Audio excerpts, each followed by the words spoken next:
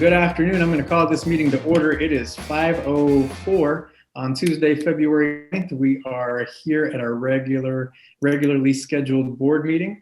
Thank you all for joining us. Thank you, board colleagues and team and staff.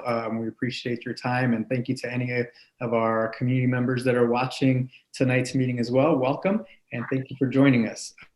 So before we do a roll call, I will read our board norms and protocols as we do at every meeting.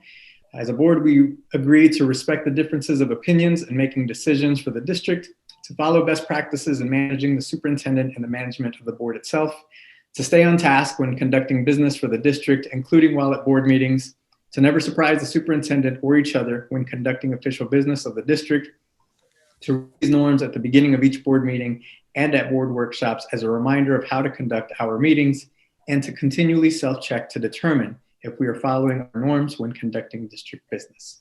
Again, welcome everybody. Glad to see you all. And with that, Ms. Smith, would you please do a roll call? Yes. Yolanda Clark. Yolanda Clark, present. Maxine Drew. Maxine Drew, present. Janie Humphreys. Janie Humphreys, present. Randy Lopez. Randy Lopez, present. Wanda Brownlee Page. Wanda Brownlee Page, present. Dr. Nguyen. And Dr. Yeager. Present. Thank you. Great. Thank you, everybody. And before we get to the approval of the regular agenda, I would actually I would make a motion to add an executive session to tonight's agenda. So moved. Second. Moved and seconded. Roll call, please. Yolanda Clark. Yolanda Clark, yes. Maxine Drew. Maxine Drew, yes. Janie Humphreys. Janie Humphreys, yes. Randy Lopez. Randy Lopez, yes. Wanda Brownlee Page. Wanda Brownlee Page, yes. Dr. Yeager. Yes. Thank you. Great. Thank you, everybody. And just for the purposes of those watching and for staff to know, we will have that executive session right after the board updates the superintendent search from JG Consulting. So now that that's been added, I would entertain a motion to approve the agenda. I'll make a motion that we approve the agenda. I second it. Thank you, Ms. Smith. Yolanda Clark. Yolanda Clark, yes. Maxine Drew. Maxine Drew, yes. Janie Humphreys. Janie, yes. Randy Lopez. Randy, yes. Wanda Brownlee Page. Wanda Brownlee Page, yes. And Dr. Yeager. Yes. Thank you. Great. Thank you, everybody. All right. Moving along with our agenda, we have no community comments that were submitted tonight. But again, just a reminder for folks watching, anyone is welcome to submit a comment during our board meetings. Please contact our board clerk via phone or email to put yourself on the agenda to submit a comment. All comments must be submitted by Monday at noon, the day before the board meeting, and those will be added to the agenda. But we have none tonight. Just wanted to make sure folks were aware that they can be added to the agenda if they would like. Again, please contact the board clerk, Ms. Leslie Smith, via email or phone. Thank you. And with that, I will pass it on to Dr. Miguel. Thank you so much. Good evening, President Lopez, board members, staff, and community. I'm going to start my communications by celebrating our students, which is what we are about. So let me show you real quickly a picture of two of our young students who have been nominated as Youth of the Year.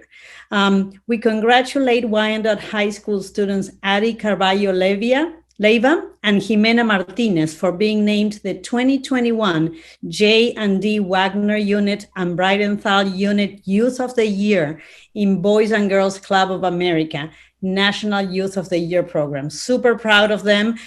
They will now serve as role models, brand ambassadors, and thought leaders on key issues by telling their inspiring stories and select speaking engagements. So we wanted to highlight them today.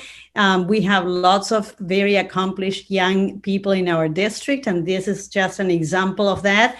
Super proud of these two young ladies. Congratulations. Going on with our students, we have some spelling bee winners. A big congratulations and job well done to all of our students that competed in Saturday's Spelling Bee. That was a lot of fun if you had a chance to watch. Here's a look at the students that placed in the top 4 spots. Job well done, everyone. First place to Ria here from Rosedale Middle School. Second place and runner-up, Bikev Calicote from Gloria Willis. Third place, Juan Ontiveros, Central Middle School. And fourth place to Desmond Campbell from Grant Elementary. Very, very proud of all of you. Let's wish good luck to Ria here from Rosedale, who will move to the Sunflower Spelling Bee in Wichita, Kansas on March 27th. Very proud of them. They all did an amazing job on Saturday. That was very, very nice. Going on with our communications, now we're going to move to staff. We also have very accomplished staff, and we're very proud of them. I want to start by introducing a new staff member. As I mentioned earlier, we want to make sure that we bring some of our staff to you so that you get to meet them in person once they come on board. And the new staff member is Zachary Akagi Bustin, who is our new Diversity, Equity, and Inclusion Coordinator. Zach is the son of a 30-year veteran math teacher and a retired USAF fighter jet engineer. He's originally from Hawaii, and while in the classroom as a high school and middle school science teacher, he continued his education by obtaining a master's degree in curriculum and teaching from KU and a master's degree in K-12 building leadership from Northwest Missouri State University. He also served as a curriculum and assessment specialist with a Dynamic Learning Maps Consortium, providing high-quality, equitable, standardized assessments to students with significant cognitive disabilities. He continues to serve as an adjunct professor with Northwest Missouri State University, and he is currently working on his dissertation of his doctorate in educational leadership and policy from KU. So very accomplished young man, and now we're lucky to count him as one of our staff members. Zach, I think you are here with us. Welcome to the team. And if you would like to say a few words to the board and the community, we would love for them to see your face and hear your voice. Hello, President Lopez and the rest of the board, district staff, and community. Thank you for this welcome. Humble introduction, Dr. Miguel. I appreciate it. Nice to meet everybody. Thank you for this opportunity. And I look forward to hopefully meeting you all in person one day, and working alongside of you to truly make Kansas City, Kansas Public Schools a great, great learning environment for our students. Thank you. Thank you so much. And we know Ms. Martin is very happy to add you to the team. So we truly, truly welcome you. The next staff member we want to recognize is Chief Henry Horn. Big congratulations to Chief Horn. He has been named a finalist for the Campus Safety Director of the Year title.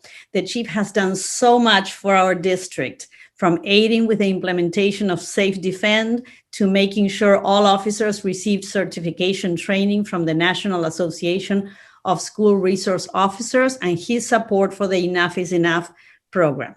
The winners and runners-up will be announced at Campus Safety Conference East, which will be held July 11th to the 13th in Maryland. Very proud of you, Chief Horn. A big shout out. We have, I have to say, you know, when we start talking about our students and our staff, it's hard to know when to stop. And I promise you, I will not go on forever.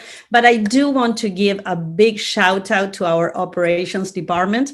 They have been working tirelessly this week on clearing parking lots, making sure that it's safe out there for us to get to work. They have monitored the weather. They have been keeping us informed so we can make some of the decisions that we have to make when we have bad weather like this. Another shout out to the bus drivers, Mr. Miguel Martin and his team, the whole transportation department. They have done an amazing job transporting students safely, even when we know it's not that safe out there. I cannot say enough about their work and their their willingness to always step up and make sure that our students are safe. Nutritional services staff, Josh and his team, thank you so much for ensuring that meals are available for curbside pickup and delivery, even in these very cold temperatures. We have such an amazing team. I cannot say enough. That's on the operations side. On the instructional side, we have been showcasing some of our talent at the national level. 3 of our principals presented today and yesterday at the ESEA conference taking place this week. Those principals are Katie Aguirre, the Mark Twain principal, and Colette Cheney, principal at Wellborn. They both presented together in a session called Get Lit Now, the Tools, where they share the early literacy strategies and assessments to help bring instruction into alignment with the latest research and the most effective practices. We also had Dr. Heather Calvert, the principal at Grant, and her instructional coach, Heike Klein, who presented a session on data cycles, a method for effective data analysis. I was able to attend both of the sessions. The comments on the chat and the feedback that they received were so positive. They really made us proud. So thank you so much, both sides of the house, operational and instructional, amazing people on our teams. Quick update on Enough is Enough. We have a debate competition coming up, and a reminder that it was organized and planned by our students. The task is to come up with solutions to solving crime rates in Wyandotte County. So we really look forward to seeing all of the entries. I know we're going to get a taste of the quality of students that we have. So really looking forward to that.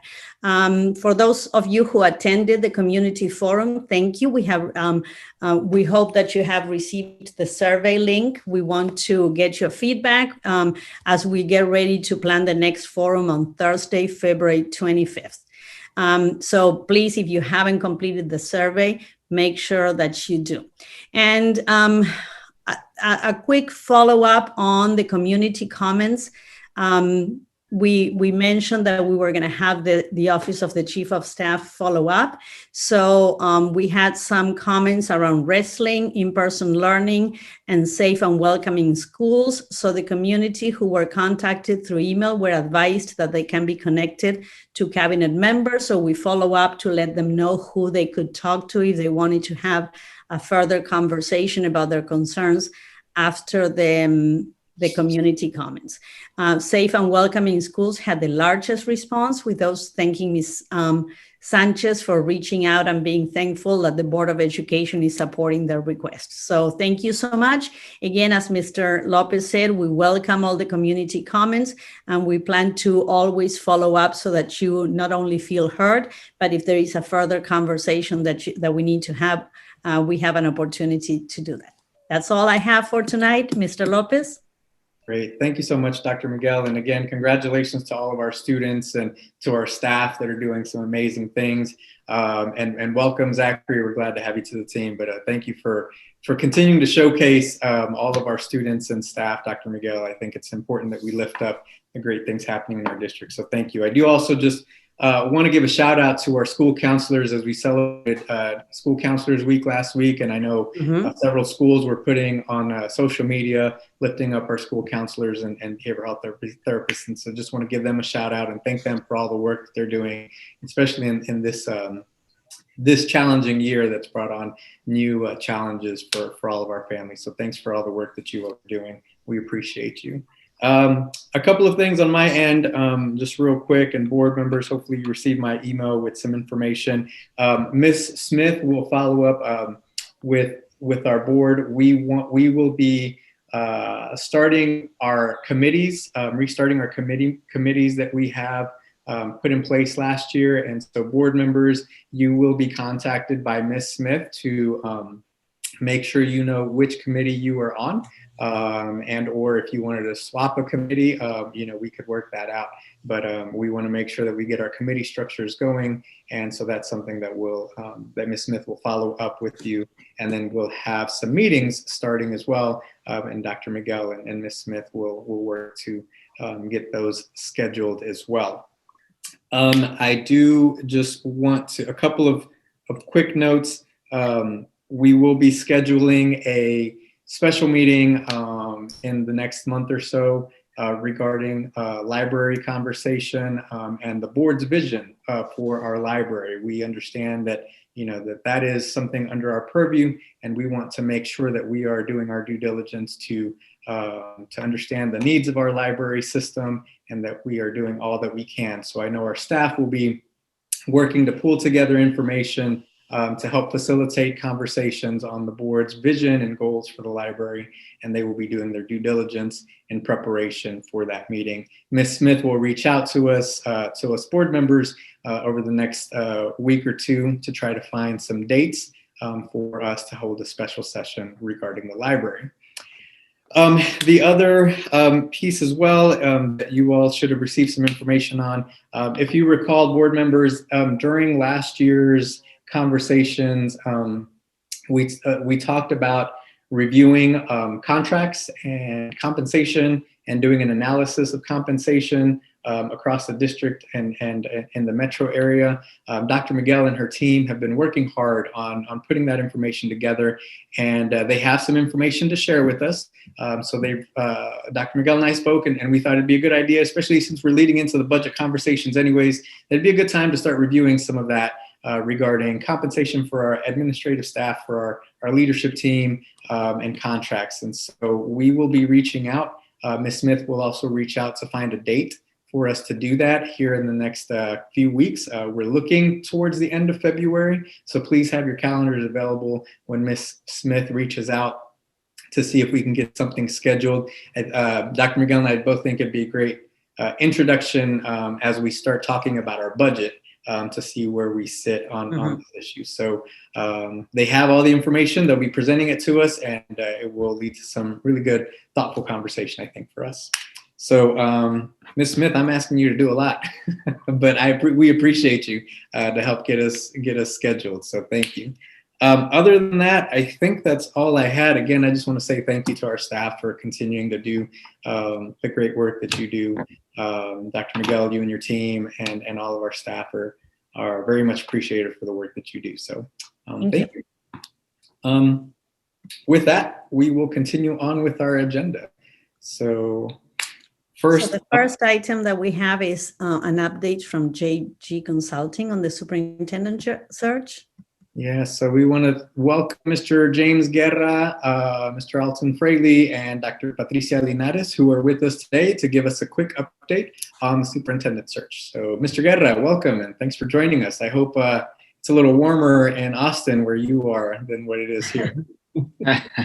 Thank you, Board President Lopez. Good to see everybody, albeit virtually. I know that it's quite chilly there. Hope you're staying warm and staying safe. And yes, Texas, we've been fortunate to have some really nice weather. So I won't throw salt on any open wounds with regard to weather complaints.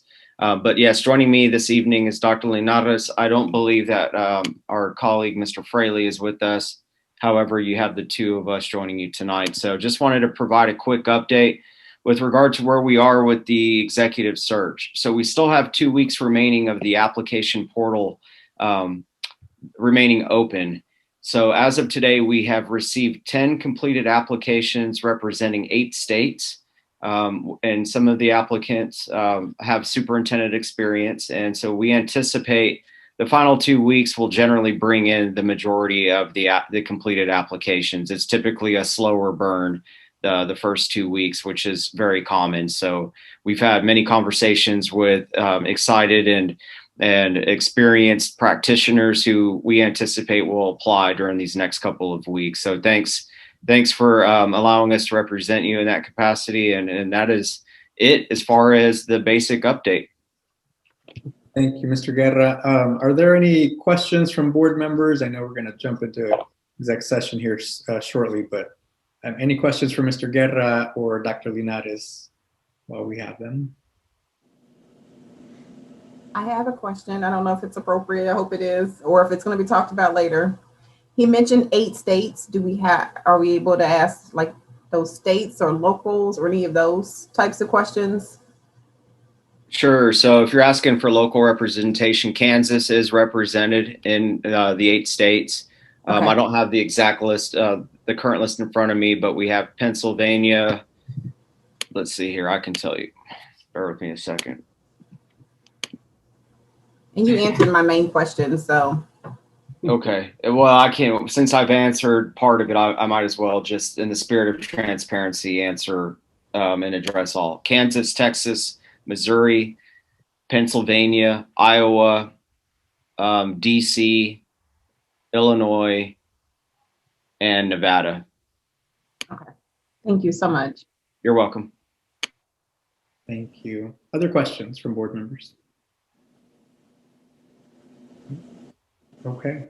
Well, thank you, Mr. Guerra. Thank you, Dr. Linares, and please give our thanks to Mr. Fraley for the continued work. And if you need anything from us in the next couple of weeks, just a reminder to board members, please, if anyone reaches out to you directly, please redirect them to Mr. Guerra and his team regarding the search.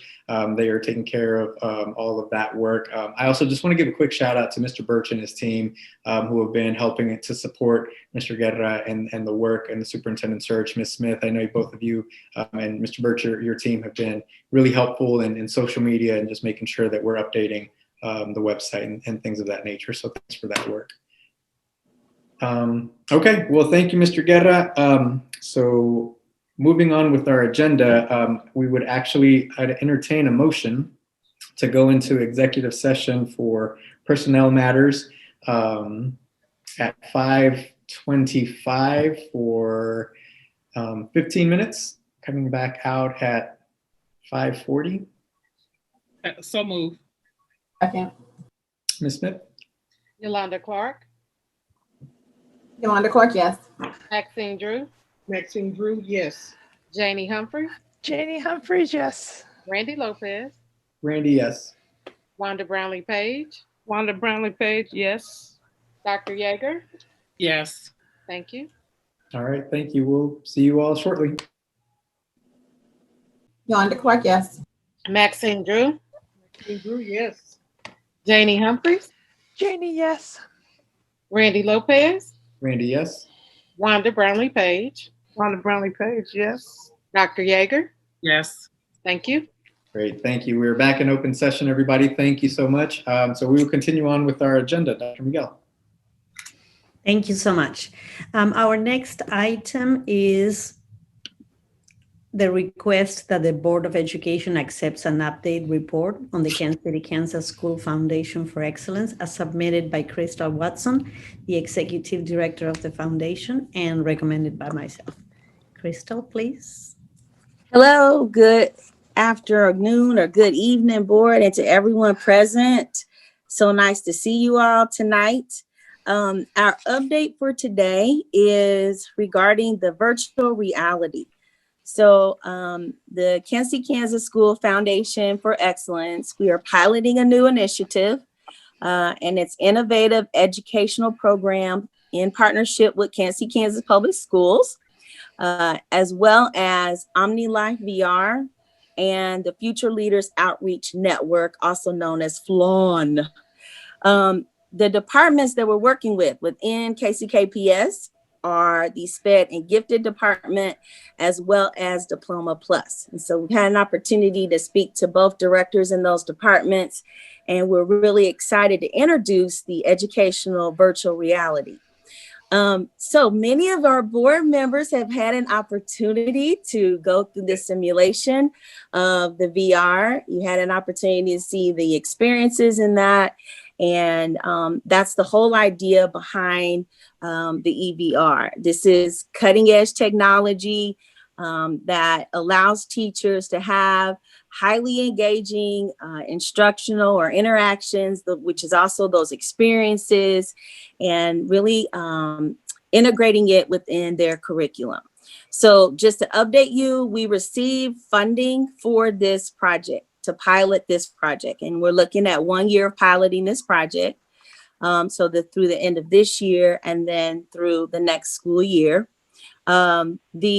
We purchased 130 headsets. We received funding from the UG CARES Act grant, as well as from the Barton P. Mary D. Cohen Charitable Trust. So we purchased 130 headsets, as well as 2 cameras, one that does video production, site You can go to a site and video, you can live stream, as well as another camera that is a 180 lens camera that where a teacher could teach from the classroom and utilize her classroom and not just teach directly in front of her screen. So with that said, I am going to now introduce Principal Salinas at New Chelsea. She and I are partnering together to pull this, and so she's going to talk to you more about the project. Hello, board. Nice to see you. I see so many happy faces, beautiful faces that I love to see all the time. For those of you who are not aware of what VR is, these are the headsets. If your kids have ever purchased something like this or begged you for some equipment like this, this is what this looks like. I am so excited to be piloting the program at New Chelsea. Crystal mentioned the great opportunity that we have, that the foundation has found some money, but I do have to say New Chelsea purchased their own. We purchased our own goggles. We have 30. Just to let you know that that was the only thing that we have purchased from any other monies or funds. I have been in STEM and doing things with STEM for many, many years, and with JFK and New Chelsea. If many of you know, I've done STEM summer schools, and so we always talk about your funding should look like what your school, what you want your flag to say, and I want my flag outside to say that we are a STEM-related school looking at science, technology, engineering, and mathematics. So this pilot program is going to be at New Chelsea, Feeder School Carl B. Bruce, and Wyandotte High School. And this is going to transform our kids, their learning. It does not replace the teacher. Let me explain. It does not replace the teacher. All it does is brings experiences to life. Many of the board, some of our teachers, many people have gone down to OmniLife to take a look at this new exciting adventure. And I've heard that people have left smiling, laughing, crying, many different emotions behind this great, great technology. And so if it does that to us as adults, can you imagine what it's going to do for our children? And so here in KCKPS, we are on the cusp of something great. We think that we are going to have schools from all over the country calling us and asking us, what are you doing? How did you do this? How did you raise those test scores? And how are they, out of this world? And we're going to tell them that we've been doing some great things with technology that are getting our kids above and beyond. And so we are going to start with our district standards to provide this learning opportunity. We are not going to go in here and just start playing with this great tool. It is great, but we have content and we are vetting different types of programs. There are labs out there. There's content that's being written today, because this has not been done in education. Gaming world has had a market on this. The games are out there. You guys know we've seen them, but now it's time to bring our kids in on the fun and have this be an educational piece that that our kids want to come to school and they want to learn right here at school, because we have something that they love that will engage them and keep them here in our four walls. So just wanted to tell you about this amazing opportunity that we have here in KCK. I'm part of it along with my other colleagues at Carl B. Bruce and Wyandotte High School. And that if you guys want to stop by, see how our kids do here in the near future, I want you all to be a part of this and come and have fun with our students. So board, we were going to launch the pilot. We're calling it KCK Engage EVR. We were scheduled to launch it tomorrow, but because of the weather, that date has been changed. But here's just a small sample of what the invite looks like in terms of what the order of the program. In addition, just want you to know the schools right now that are scheduled to pilot along with us is, of course, Carl B. Bruce, New Chelsea, and Wyandotte High School. Diploma Plus, our partnership with Diploma Plus will allow us to explore careers with the experiences. And so that's going to be really neat. And the Future Leaders Outreach Network is going to work with us in concert of that. They have a beautiful trailer that we were going to show you guys, and you'll be able to see that trailer, and it's going to be phenomenal. I don't want to give anything else away other than that. And then in addition to that, we've got our SPED and Gifted. We're going to explore how well that can work within that department. And Chiquita and I have already talked. That girl got some ideas. And so, man, I cannot wait for us to really pilot this and get it into the classrooms. So in case you're wondering, to answer a few questions you might ask before you ask them, I will add that the teachers will select the students, and it'll be up to the class, to the schools, on whether or not they want to keep the headsets in the classroom or whether they will assign students for them to take it home. And it wouldn't be any different than how kids check out laptops or iPads. Kenise can explain about students who would have an issue with headsets. Yeah, there will be a waiver that will be sent home. Parents have to sign off on their child being in a VR headset. For those who say that, I don't think my child, I don't want my child to participate in that. The great thing about these headsets is that they cast to a television. So another child could be watching it on a TV screen while another child is inside of the experience. So no one loses. And it's just and I don't know if Randy or anybody who went down, it's just as exciting to watch you, and I'm looking up because I'm looking at a television screen, but it's just as exciting to see someone doing it and acting and moving and from the outside as it is being in the goggles. So I think the kids would still get a great experience, even if they are watching it from a television screen. So we do know that there will be families who do not want their child in a headset. And so we've thought about that as well. So the last thing I will add is funding. And I know there was a big question about funding. And until we pilot it and know exactly how the district wants to utilize it, we'll determine the funding need. But we have already determined that we will phase the project out. So meaning, if we did 21,000 headsets at whatever, I don't know, up to $1,000 per headset, that'd be $10 million. No sweat, huh? We can raise that money. But we know we'll have to take this in small pieces. And so we're looking at doing that. And we've got wonderful support from Dr. Lori and from Dr. Bilbo. So we're really excited once we get to that point. But I can tell you that I'm on it. And I've got a couple of big meetings with some top corporations that are showing some interest in what we're doing to at least get us started. And there are a plethora of, as a matter of fact, I have 5 pages of funding sources. So we are on top of looking at how we do that and looking at how we will help to sustain it. One thing I don't want us to do is put something in here and we can't maintain it. So there'll be a lot of effort and concentration in looking at the right funding sources to maintain the project. Right now we're piloting it, see how well it goes, and look for our students to be 100% engaged and raise academic scores by 30%, hopefully. And don't you love how, and this is not in our spiel, but don't you love how Crystal just thinks big and she has big thoughts, big plans. I love she is someone, she's not even in the classroom. She's not even in the building, and she's fighting for us every minute. And I do want to say this is that VR is the next big thing to technology. If you thought about your car, your phone, your computer, if you ask anyone in the tech industry, this is what's next, and it's coming to KCK. So it's just something to be excited about. And I'm so happy that Crystal's on it and helping us to bring this 21st century learning to KCK.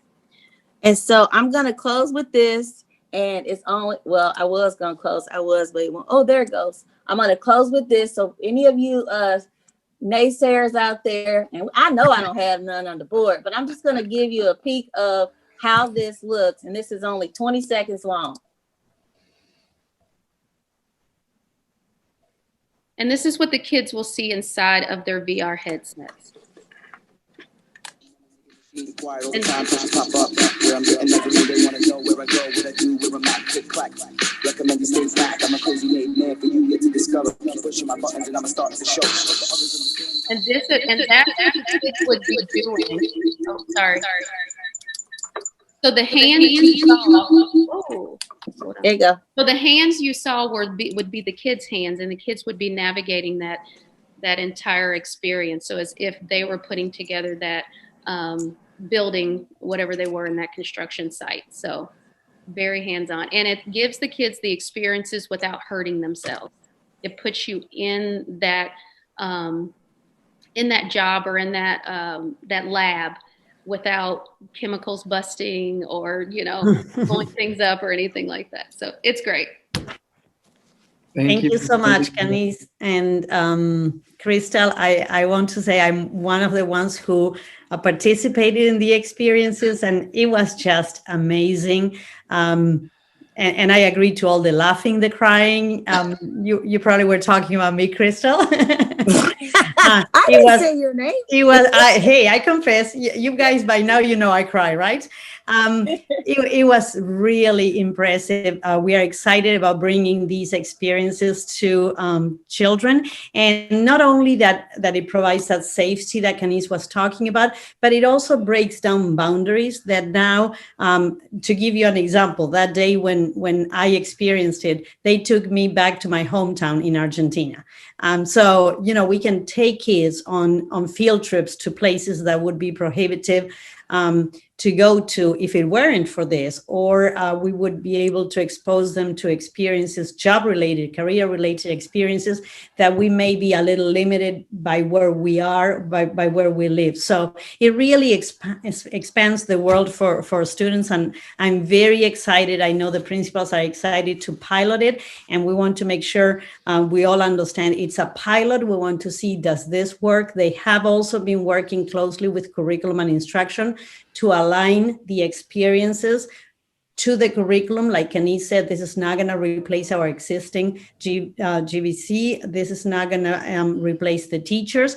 This is to enhance the experiences, because we know kids learn by doing, by experiencing, more than by hearing about or reading about. So it's a great opportunity. We want to make sure that it makes our classrooms better. So thank you so much, both. And once we have a date for the rescheduled launching event, we're going to let you know, board members, and we hope you come. And if you haven't had a chance to be part of this, you'll have a chance to do it then. Thank you so much. And Mr. Lopez, I think I cut you off. No. I was just, you said everything I was going to say. Thank you, Ms. Watson, Ms. Salinas, for the presentation. Welcome.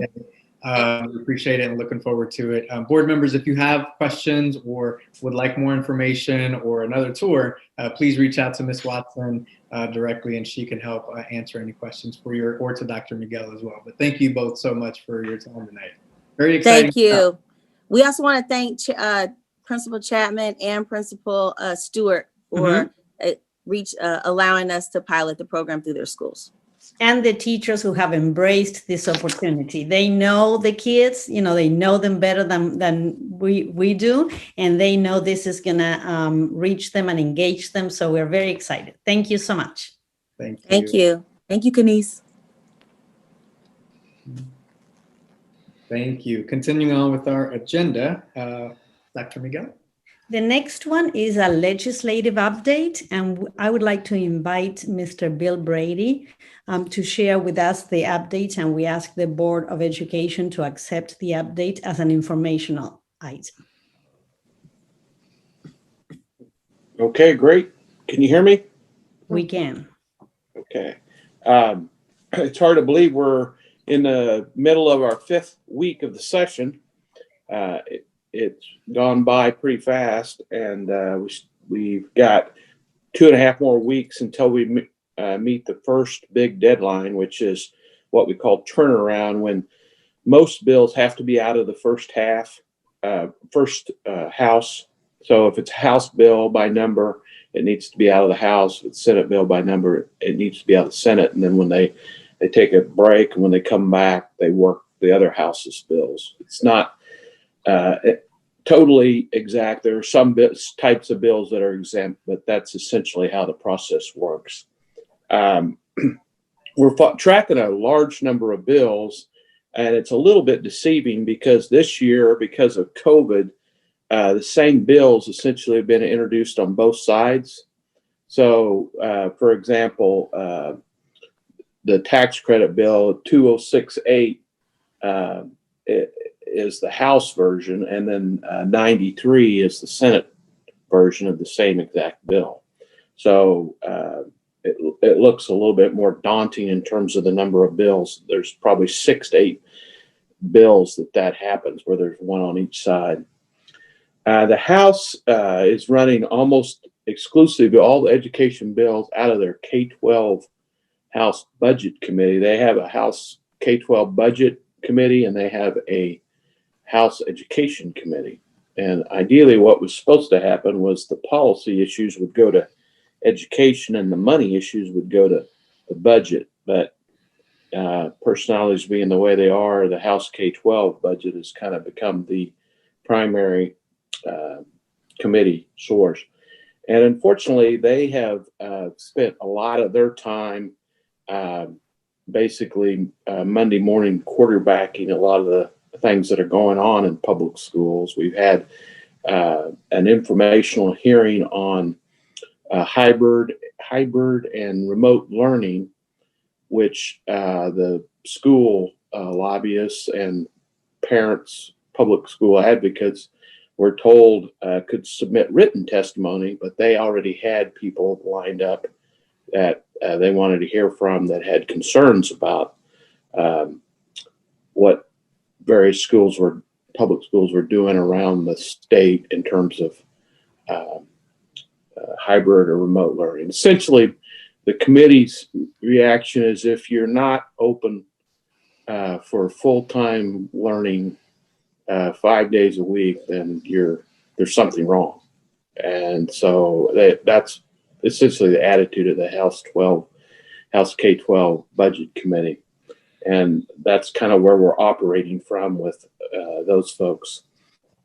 The other issue they're spending quite a bit of time now, they just kind of started, is on the COVID dollars, and they're looking at what school districts are getting. And there's no bills on either of these subjects right now, although the voucher bill is kind of somewhat tied to the hybrid and remote learning, which I'll mention in a minute. But the other issue is, the money that's flowing down through the various COVID packages that we've had, 2 or 3 packages at this point, total up about $500 million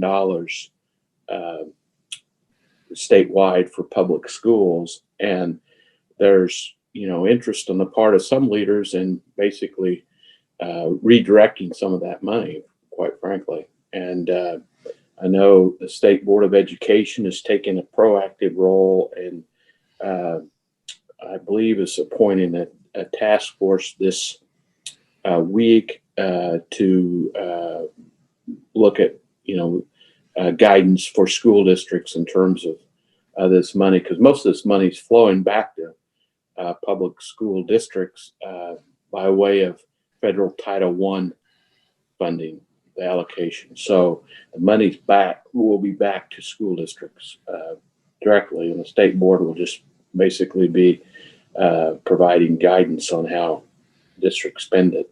So those are kind of 2 issues that I wanted to mention right up front, because we're spending a lot of time on them and there's no real bills about it. But I think it kind of points to where, where the attitude of some of the leaders are in Topeka about public schools and what they, what their plans are for this session. In terms of specific issues, we spent a lot of time in the House on tax credits, basically enhancing the tax credit scholarship program we currently have on the books that was passed in 2014. It has a ceiling, a cap of $10 million worth of public money. And essentially what's happened is now the definition that how they basically recruit students is It's tied only to elementary students in the 100 poorest public schools in Kansas. So they can only recruit out of those 100 school buildings. And they want to basically open it up to all, interestingly enough, not just at-risk kids, but all free at-risk kids plus reduced kids, free and reduced. And that, of course, expands. I think statewide, the number is 34% of students are at risk in terms of the income, which is the way we determine funding for at risk. And then 9% are reduced. So that's almost half the students in the state. So you can see how that would increase the pool of potential scholarship participants. They have a cap of 10 million on the program, and they've only spent 2.5 the last couple of years. So there's an effort to try to basically build the program. We presented testimony in opposition to that bill. I should have added, we also provided written testimony outlining essentially the hybrid and remote learning processes the district has been involved in since the pandemic started.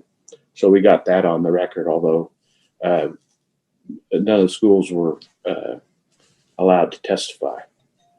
So that 2068 has passed out of committee, and it's available for debate on the House floor. And it appears that they have the votes to pass it on the House floor. And it'll head over to the Senate. Of course, the Senate has their own version of the bill. It will be important to have as strong a showing as possible on the House floor to show the governor that there's not 2/3 of the, there's more than a third of the House that is opposed to the bill, because if she decides to veto it, that's what it'll take to prevent it from becoming law. So we're working with other education groups to, we're confident that there are Republican legislators within the caucus, they're just not on that committee, that aren't crazy about expanding public dollars to private schools. It's interesting because many of the schools that testified on 2068, were very complimentary of the private schools, the accredited private schools. That's the other part of the bill, is that it not only includes accredited public schools, it also allows for a very loose language that would allow a lot of non-accredited public schools to participate as well. So there would be no ability on the part of the state to ever see what sort of performance data these students would get. And that's part of the other concern about the bill. So that's coming up fairly quickly. In the Senate Education Committee today, we had discussion about the State Board of Education budget, and we presented testimony that about, the governor has recommended the fourth year of the 5-year funding plan, which the Supreme Court has signed off on. So it's important that the legislature not screw around with that, and we were able to keep the funding on track. The biggest hole in the school budget is the special ed funding, and the state board presented information today that indicates that the dollars are increasing, but the costs are increasing at a much greater rate. So even though the state law says we'll be at 92% excess costs, state board indicates with the money that the governor has recommended will be at 69.7%. And the state board has appealed the governor's recommendation and is asking the legislature to add $20 million to special education. As you all know, that special education gets funded, and if the state doesn't provide the dollars come out of other sources of revenue within the district. So it's important that special ed be funded as closely as possible. And just even the $20 million would only get us to 71.5%, which is still, well below the 92%. But that would certainly be an issue. You should mention the legislators from our area as you visit with them, as the $20 million for special ed, and keeping the funding formula going constitutionally adequate and equitable. There's a couple other bills that I wanted to mention. The high density at risk. There's, again, 2 bills on high density at risk. In the House, it's 2131, and in the Senate, it's 144. And this is a bill that we support because high density is very important to KCK and to other urban areas with large amounts of poverty, because it's a weighting that's tied to a percentage of base state aid, and it's on top of at-risk funding. So it's an additional 24% above the at-risk amount of 45.6, I believe is the number. So in KCK, Wichita, Topeka, it's a huge amount of money. $53 million for 182 districts statewide. Those 3 districts alone have over about half of it. So, and I don't want to be an alarmist because the governor's put the money in. The issue is it's the only weighting that when we redid the formula in 2018, we didn't put back in statute. And there's a lot of reasons, different reasons why we didn't do that. But essentially, the main argument that those that didn't want to do it use is we had a big at-risk audit in 2019, and they wanted to wait because there was allegations of, misuse of how at-risk funds were being used in various districts and that sort of thing. So they wanted a LPA study, legislative post-audit study. Well, they had a study. They took 20 districts, sampling districts. I looked at, several tens of millions of dollars worth of at-risk funding, found $190,000 worth of questionable funding. They didn't say illegal, but just, stuff that wasn't really at risk type stuff. But out of $50-60 million in the study, 190,000 is, it's a very small percentage. So we thought after the study, they would go ahead and put high density back in the statute. That didn't happen. And so we've been operating the last 2 years by budget proviso, which they use a lot in Washington, D.C., where, for a year or two, if you have a 2-year budget, you can put a budget proviso in there for the 2-year budget cycle and do it that way. The problem is you have to do it every time you pass a budget. So we'd like to get it in the statute. And we've had these bills introduced. So that's something proactively we're doing, that special ed.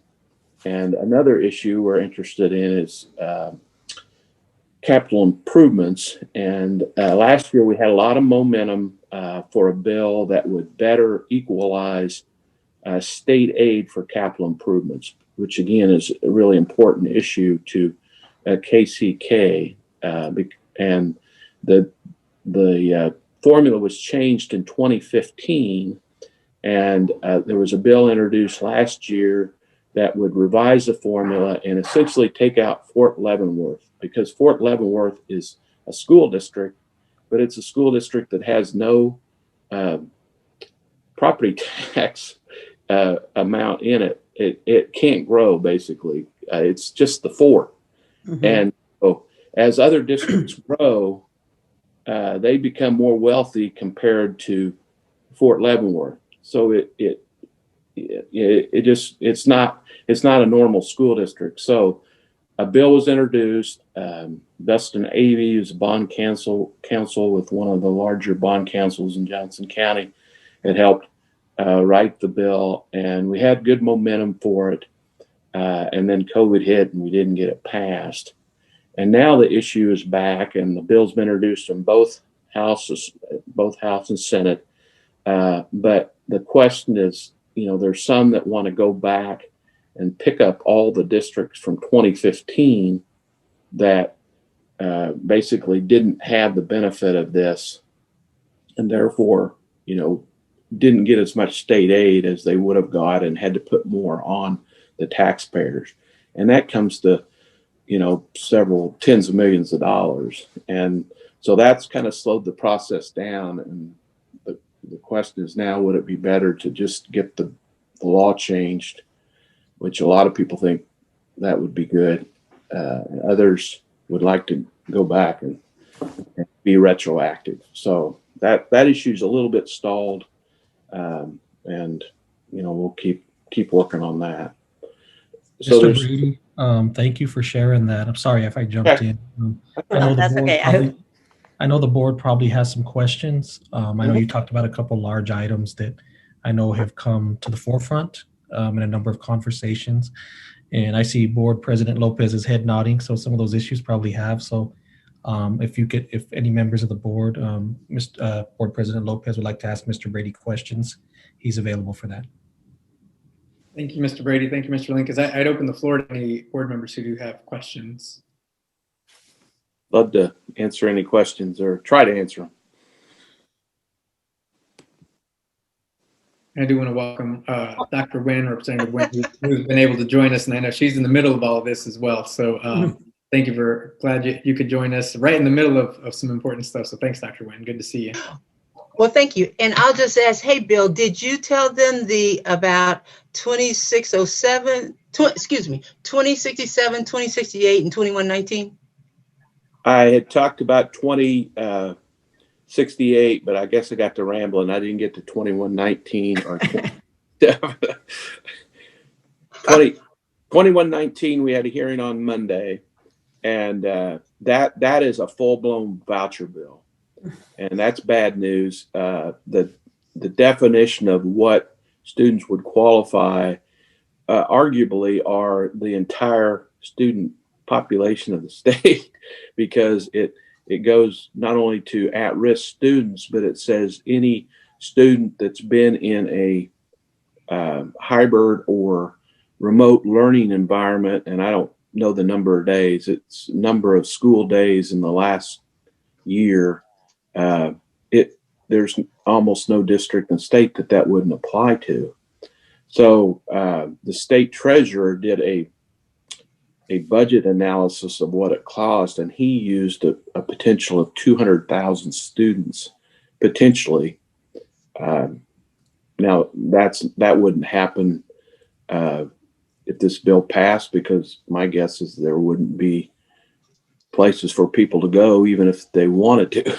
But the state aid would fall. It would set up a parent savings account, and then the parent would then have a opportunity to purchase services from a school. And again, it wouldn't have to be even an accredited school. So it's a version of the tax credits on steroids is how I describe it. 2067 is, and it has a companion bill. I don't remember the number in the Senate, but it is a bill that the Kansas Policy Institute, which very conservative think tank, and they have been proposing for a couple of years. It seems to have legs this year. Got out of committee, of course. Anything that's conservative would get out of that committee, but it essentially tries to put the onus for budgeting on school districts for bringing all students up to the Rose standards, and it would require each individual school district to budget accordingly to bring all students up to the Rose standard. And when asked how that would be the total responsibility of a school district, when in some cases 60% of state funds come from the state, you don't really get an answer. It seems to be it seems a little nonsensical to me. But and it's one of those arguments with other sides. Well, what harm does it do? Do you not want every kid to be? What school district doesn't want every kid to be budgeted to meet the Rose standard? Mhm. So they turn it around in that regard. So I think it's likely, another one that's likely to pass. I think 2067 and 2068 are likely to pass the House and the Senate. And I think 2119, I think we have a really good shot at stopping in the House. What I don't know. about 2154, House Bill 2154? 2154, Yes, is that the bus camera bill? that's it, yes. Yeah. Hearings tomorrow. I think there's a lot of support for it. I don't really know a whole lot about it. I know the Wichita School District is real interested in it. They have some interesting statistics that are going to show the dramatic problem that we have in terms of people not paying attention to the bar. So next time I report, I'll have a little bit better feel for it. We have a number of issues this year that aren't necessarily education issues. I'm glad you mentioned that one. That is an education issue, but it's not in the education. That bill's in the Transportation Committee.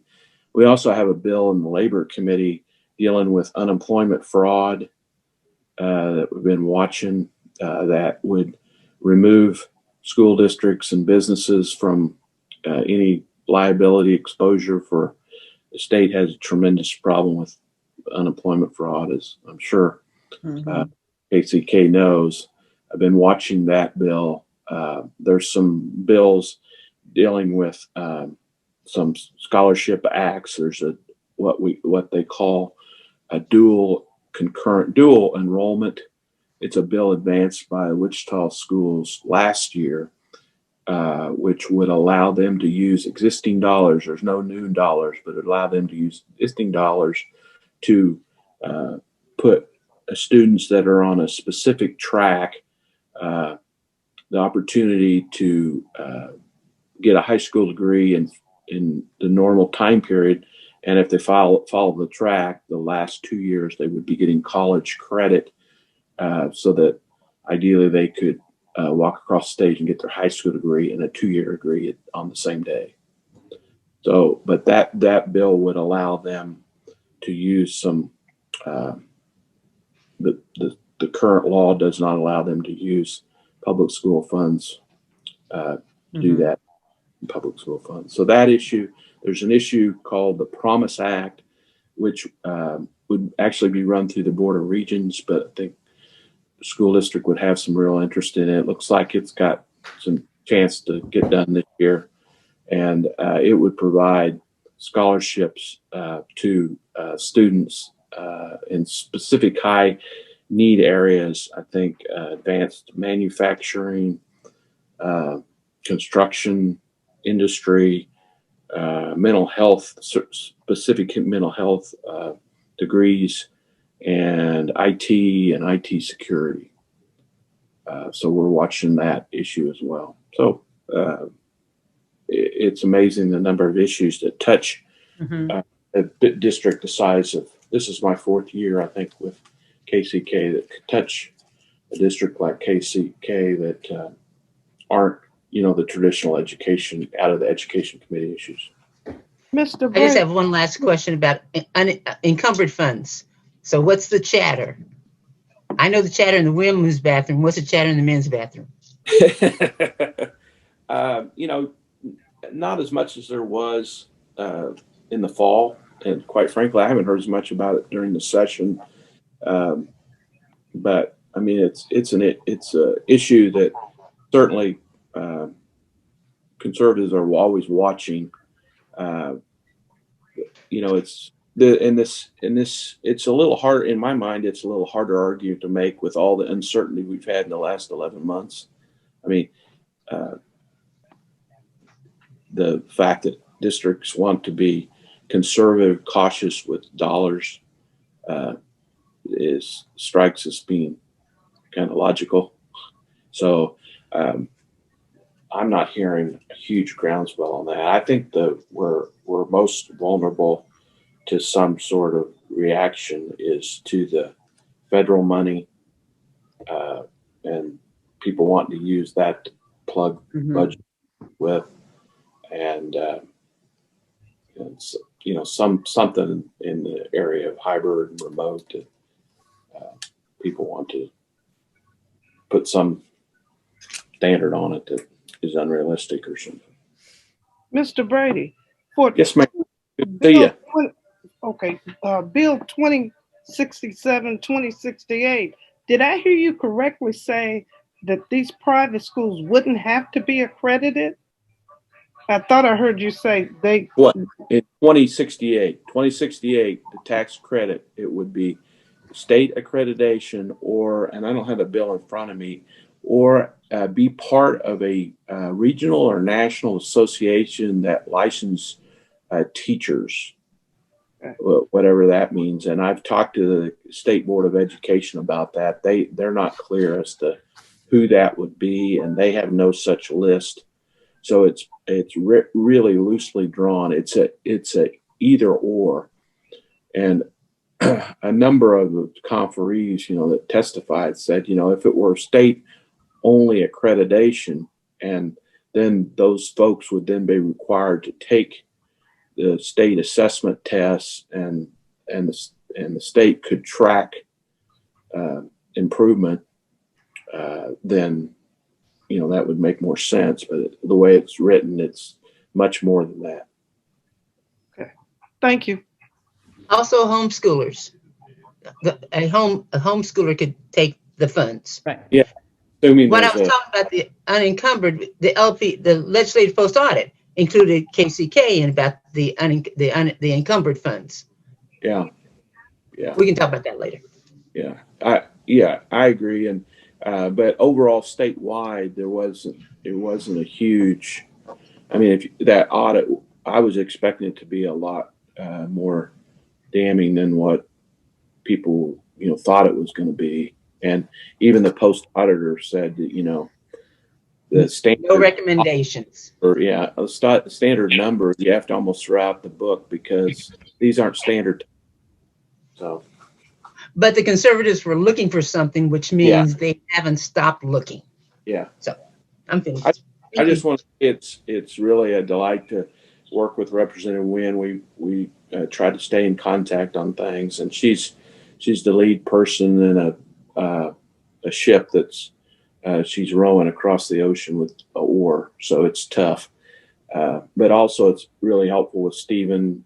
Stephen and I collaborate regularly, and he's done the testimony, and we've got it submitted on both those bills, and I appreciate his work. Of course, Dennis and Alicia are always available, so I feel like I've got good support, and I'm certainly no education specialist, but I've got a good cadre of people that when I see something, I appreciate their responsiveness. Thank you so Well, much, let me tell you, the Brady. ship is taking on some water. It is taking on some You're a veteran. You can handle it. Thank you, Mr. Brady. We really appreciate your support. Are there any other questions from the board members? If not, we will stay in touch, and we know that you're going to keep us posted and bring us any news that we need to share with the board. Thank you so much. Thank you. Thank you. See everybody. Thanks. Thanks. So continuing with our board agenda, I would like to invite Tammy Romstad to share with us a presentation to the board, and we are going to ask the board to accept it as an action item on athletics for the 2020-21 school year. Good evening, President Lopez, members of the board, Dr. Miguel. Today I've got the first part of a proposal for high school spring sports. The KCCA schedule begins spring sports on March 1st. Just a reminder, those spring sports would be girls swimming, boys tennis, track and field, girls soccer.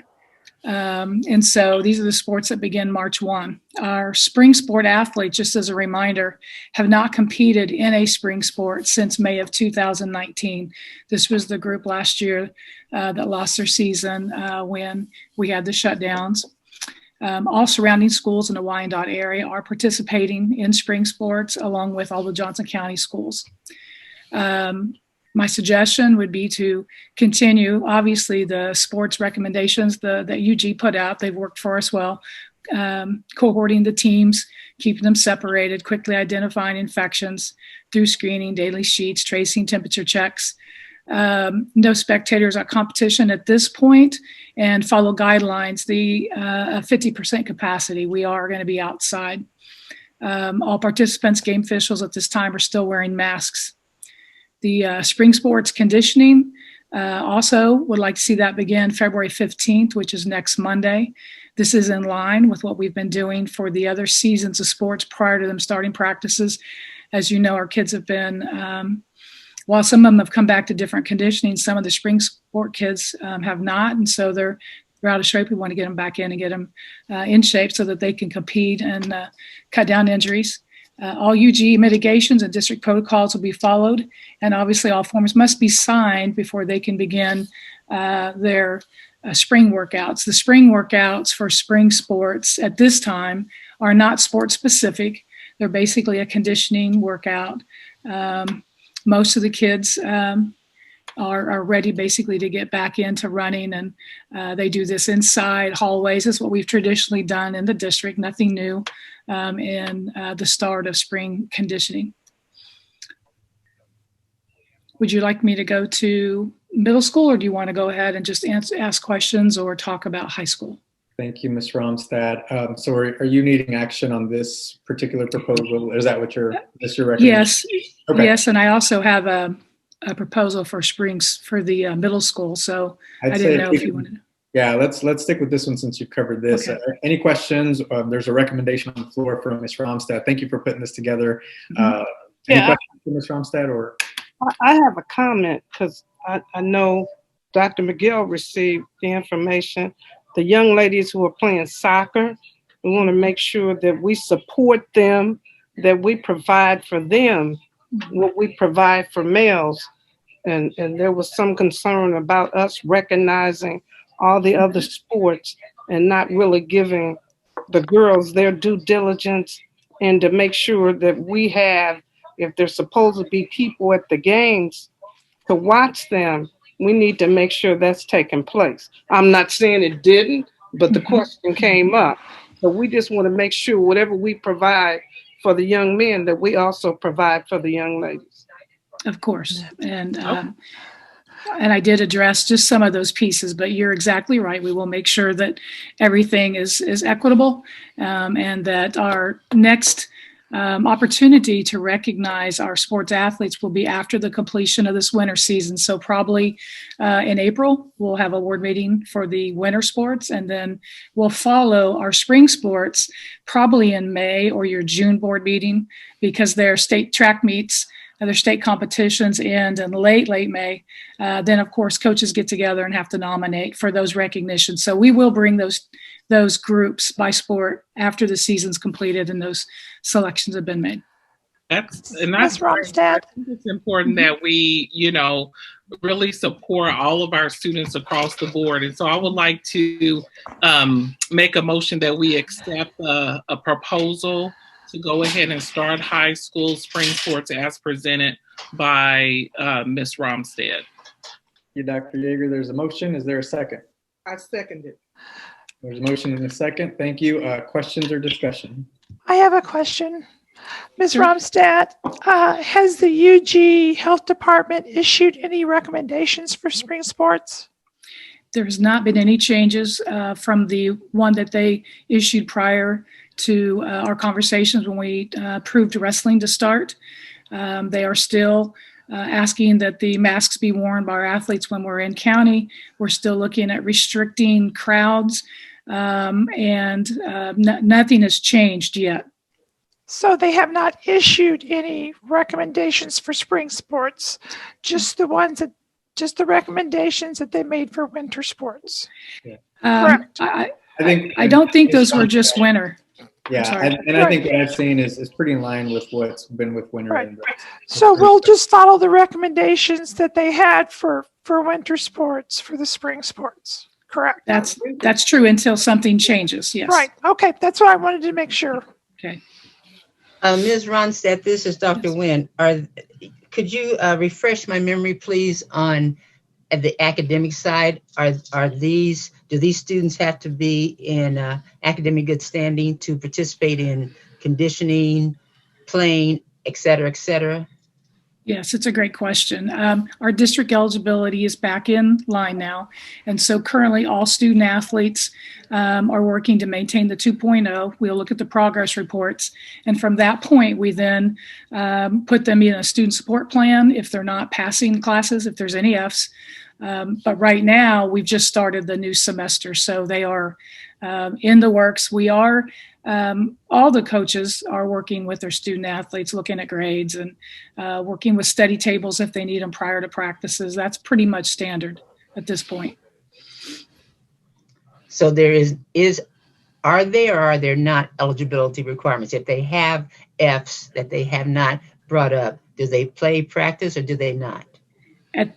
Two eligibility requirements. Number one, they couldn't play spring sports if they didn't pass 5. That's for KCKPS. And for district eligibility, we will be starting March 1st or the 15th of February. We will have not had a progress report. I believe it comes out at the end of February. So at that point in time, we would then utilize the district eligibility policy, which means I believe the first week after progress reports, there's no playing, only practice. And after that, then they are restricted from practice and playing till the F is raised. So we're just at the beginning before we implement that district policy. thank you, Ms. Romstad. Any other questions? Okay. Thank you. So there's a motion and a second on the floor. I would ask Ms. Smith for a roll call vote, please. Yolanda Clark, Yolanda Clark, yes. Maxine Drew,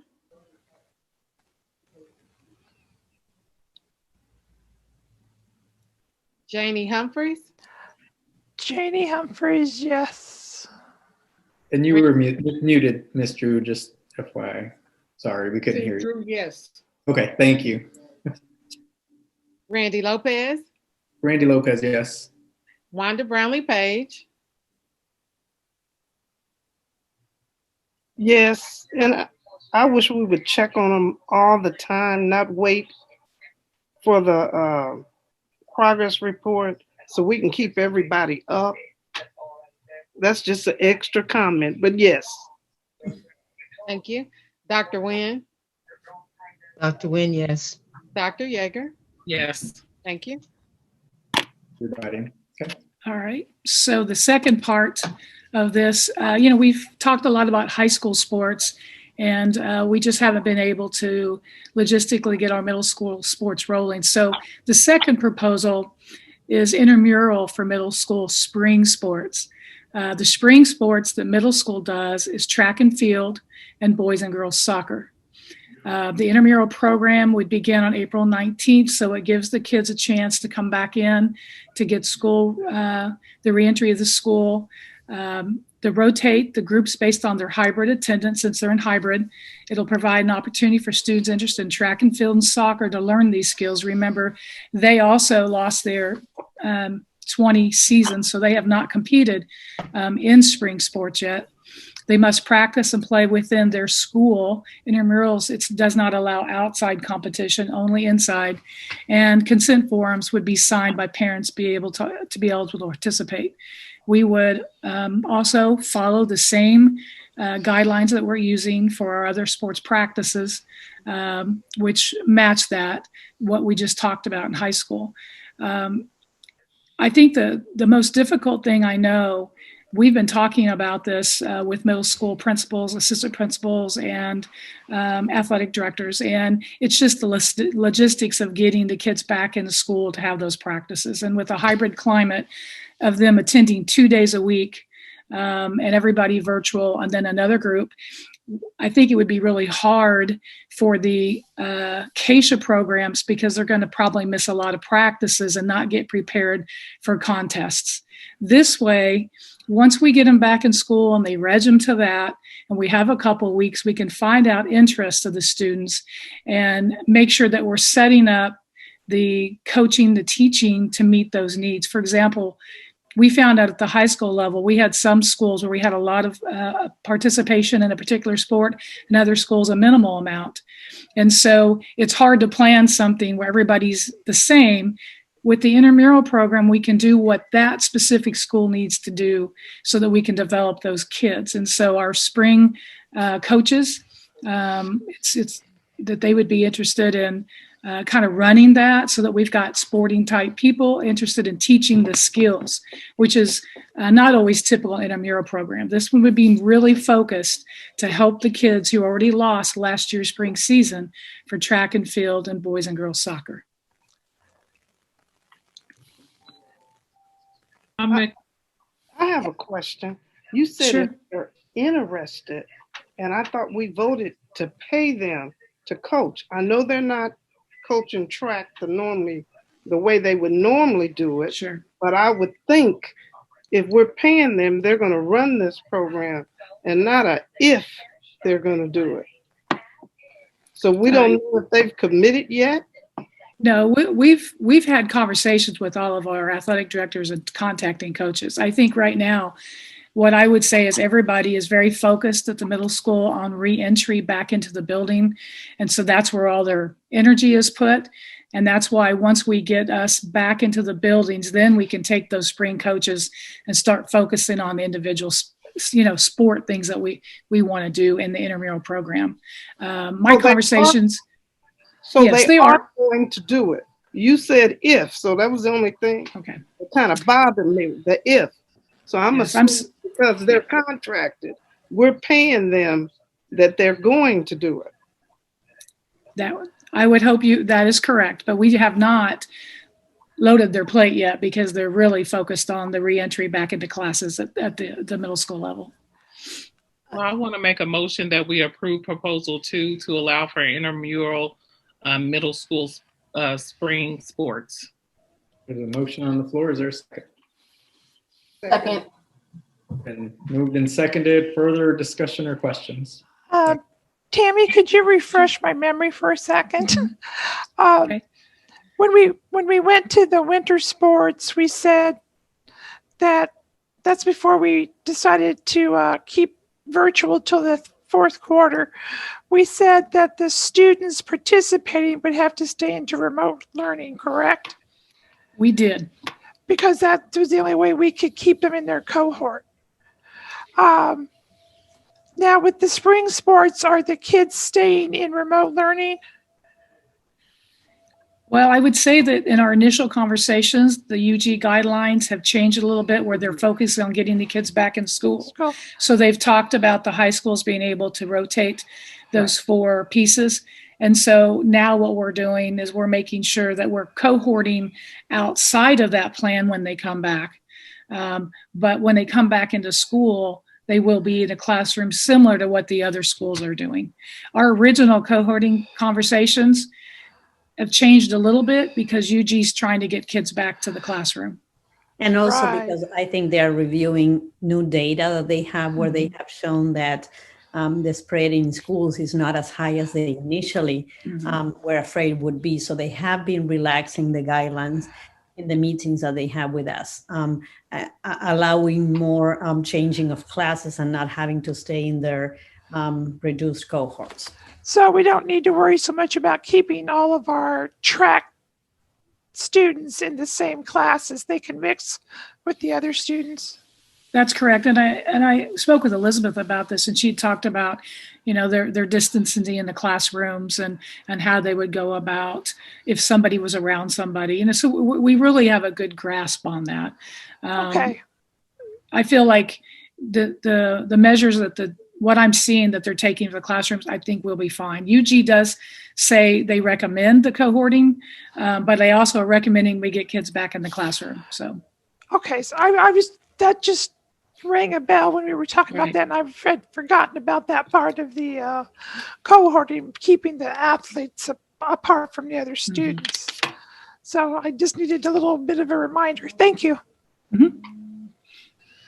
Also, so this is middle schools, right? And all middle schools have the facilities. So correct, 6th, 7th, and 8th grade, and they would use whatever facilities they have within their school. Or, for example, some of them walked over to our high school tracks when they would have a track meet, or something like that. When they plan an event, if they would need a track, we would arrange for them to go to a track to do that. Okay, so then all schools do not have adequate facilities. Our middle schools have been using the city facilities because not all of them have practice fields and things available. So they've been using all along other resources, and we will continue to use those. The difference in this, I'm sorry? Is there a fee you have to pay to use city facilities? We have not, because we also share facilities. Okay, and what were you going to say? I said, in regards to fees, was that the question? No. You okay. Sorry, that's okay. I asked you something else, and yeah. you were starting to say something. That's okay. What I was going to say is the difference really for middle school is between the intramurals. They're going to play their teams within their school and have more control what meets those kids' needs best, versus being an Acacia where you're playing schools outside of. And so this really fits the schools better with the facilities they have. This is something that's not new in regards to facilities for us at all. Thank you. Right. Thank you, Ms. Romstad. Thank you, everyone, for your questions. There's a motion and a second on the floor. Ms. Smith, would you do a roll call, please? Yolanda Clark. Yolanda Clark, yes. Maxine Drew. Maxine Drew, yes. Janie Humphreys. Janie Humphreys, yes. Randy Lopez. Randy Lopez, yes. Wanda Brownlee Page. Wanda Brownlee Page, yes. Dr. Nguyen. Dr. Nguyen, yes. Dr. Yeager. Yes. Thank you. Thank you. Thank you. Is there anything else, Ms. Romstad? That's it. Thank you very much. Thank you so much. Thank you so much, Tammy. We appreciate all the information. The next board item is a contract that we're bringing to the board to approve with Zach, with a request to approve with Zach Healthcare staffing. And this is in response to the concerns that we have had about nurse vacancies and the struggles that we have had finding qualified staff that are interested in filling our vacancies. So I would like to invite Ms. Elizabeth Morris to present this to us, to the board. Good evening, Board President Lopez, Vice President Page, members of the board, Dr. Miguel. So as Dr. Miguel mentioned, this item includes a request from the board to approve a contract with the ZAC Group, which is a healthcare staffing agency. We have worked with nurse staffing agencies in the past, but because there is a pandemic and a nursing shortage, they have been unable to meet the needs that we currently have. And as we know, it's imperative that we have nurses in our buildings to help mitigate the transmission of COVID-19 and then also to support contact tracing. And so we are requesting board action on this item this evening. Thank you, Ms. Morris. And before we open up to questions from the board, I do just want to recognize Ms. Morris. I just want to say thank you on behalf of the board and just the district and community as a whole. I know you've been working overtime and extra to support our students and our staff and making sure that we are doing all that we can to do the right thing for our students and staff. So I just want to say thank you to you and your team. I know it hasn't been easy, but you are definitely doing a great job. And this really is in response to, I know there have been questions around staffing for nurses and the nursing shortage, and that's happening all over the metro area. And this is just one way that we're trying to bring a solution to that. Will it fix everything? Who knows? Maybe, maybe not. But this is one way for us to be proactive to do that. But I did just want to say thank you, Ms. Morris. And I know the board recognizes your great work and the time that you're spending on this work. So with that, I'll just open it up to any questions, or there is a recommendation on the floor. Yeah, this is Wanda Brownlee Page. Now, when we sign contracts, I didn't see an hourly wage. I was told what it was because I asked that. Mm-hmm. Is that how, Mr. Covington, do we do that? We sign contracts with people and it doesn't say how much we're paying these people? Because I didn't see an hourly wage in the contract. Ms. Page, I can speak to that a little bit because there should have been an Exhibit B. It may have been one of the very last pages in the packet, and it didn't go over the hourly bill rate. It's where? Page 8 of the contract that's in the board docs. It's on page 8. You should be able to see Exhibit B that has the hourly wages for RNs and LPNs and the direct hire fee. Okay, and then I was told that because of post-COVID, they'll get more. Is that in there as well? Are you referring to something like a crisis rate? No, it just said it gave an hourly rate pre-COVID. That's what I was told. And an hourly rate would be more post-COVID. And when you say you were told, Ms. Well, you sent me the information, and that's what I'm basing it on. Okay. When you emailed me, you sent me that, and that's what I had. I was just for clarity. Right. I'm looking at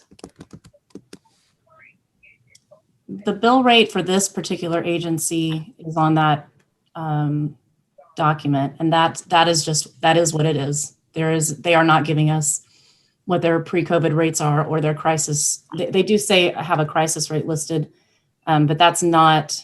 They are not considering this a crisis rate type of position. Okay. Now we had 8 openings. So are we hiring 8 people and they aren't splitting buildings? Is it, one per building? Because in some situations you have one nurse that's going to 2 buildings. And does that really accommodate for what we're trying to do? So is it 8 or how many are we exactly getting? I did speak with their recruiter this evening, and we are actually requesting that they try to find us 10 to 11 nurses, just to have a little bit of extra padding, so to speak, because there will always be absences, and we will always need extra nurses to fill in. So we are looking for them to try to find us 10 to 11, and she felt pretty confident that she'd have at least 5 for us very quickly. So if we're going to get 5 quickly, then what happens to the other schools that don't have them? I mean, what happens? Because they don't have a nurse. And she is aware that we need these nurses ideally on February 22nd. And I think, and I'll just jump in real quick, Elizabeth, thank you. Ms. Page, I think one of the things that we need to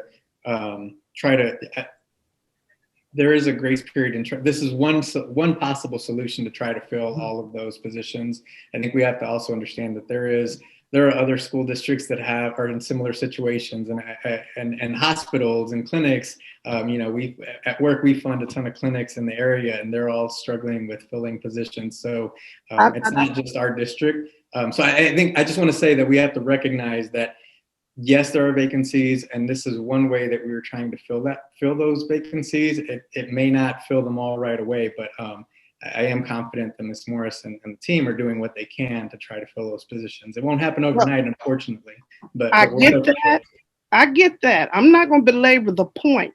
I get that. I already know that. But we didn't have nurses last year before the crisis. So that's why I'm so concerned. That's all I'm saying. We didn't have them last year, and here we are in a crisis, and we still don't have them. So I understand that, but I want to tell you that there is a nursing shortage nationally. I know that. I know that. Previous to the crisis as well. Go ahead with your vote. I just wanted to make sure it's clear. I would like to make a motion that we approve the ZAC group contract to be able to get on the nurses. So that is my recommendation. My motion. Second. Then seconded. Any further discussion? Yes. So I'm looking at Exhibit B, and again, help me. I can read what it says the crisis rate is. I just need you to explain that. That's one question. And then the question is, are we then hiring someone? It says the overtime. Work week begins Sunday at 7 a.m.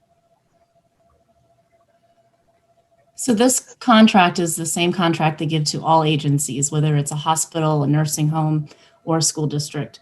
And so the crisis rate, as she explained to me, has to do with those other harder to fill areas. School nursing is hard to fill, but it doesn't fall into that crisis situation. I would say that might have to do with like an ICU or an ER setting. The overtime, again, that speaks to a hospital or a different healthcare type setting where the work week begins on a Sunday and shifts are 7 a.m. to 7 p.m. So wouldn't one then maybe initial that this is not applicable to this contract? And I guess that's a great question. If there's provisions in this contract that do not apply to a school setting, why are we signing it without some notation that it's not applicable? I think if we ended up having any of these individuals work overtime, they would charge us for it, is how this contract reads.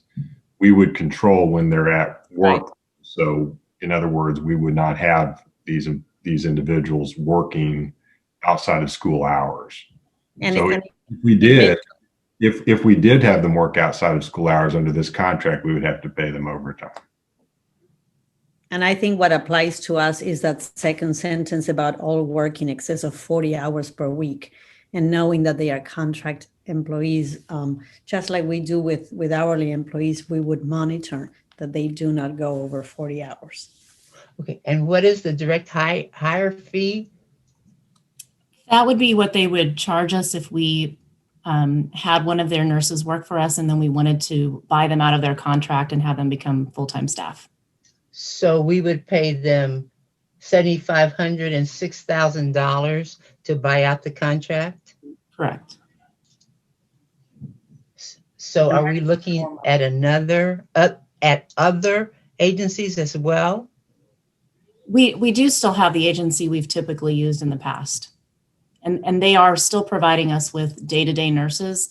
We're looking for this organization to be able to provide us with a consistent nurse and not one who can work a day here and there. We're just looking for consistency, and they feel like they can provide us with that. Okay. Thank you. Thank you. Any other questions or further discussion? Thank you, everybody. If not, Ms. Smith, roll call vote, please. Yolanda Clark. Yolanda Clark, yes. Maxine Drew. Maxine, you on mute. No, I'm not. Now we can hear you. Yes, I can hear you. Go ahead, Ms. Drew. Yes. Thank you. Janie Humphries. Janie Humphries, yes. Randy Lopez. Randy Lopez, yes. Wanda Brownlee Page. This is Wanda Brownlee Page. I'm voting yes, but we didn't have nurses last year. Hopefully, and I know it's a shortage, but we need to do better than what we're doing. Thank you. Dr. Nguyen. Dr. Nguyen, yes. Dr. Yeager. Yes, and thank you, Elizabeth, for being proactive and trying to do the best that you can to service our school district. And I have one last question for you. So in the meantime, are we rotating the current nurses? Maybe they are at one school and you're sending to another school. Is that going on? Currently, we do have some buildings that don't have students attending in person. And so we have had those nurses helping to cover those other buildings. So then do you plan on, and I don't remember what you said, did you go to the job fairs for the graduating nurses, or did you not this past December? I have not been to a job fair for graduating nurses. Okay. So is that your job or is that HR's job? I do believe HR goes to those. No, they didn't. And I think you said they didn't go. And please correct me, Ms. Tushman, did you all go to any Considering that we've been nurse? COVID-19. I can't hear you. Oh, Who's I think talking? Maxine was saying something, but yeah, Dr. Nguyen, I will have to check with Cynthia Folks and see what fairs they went to. You remember last year, probably if we did anything, it would be virtual.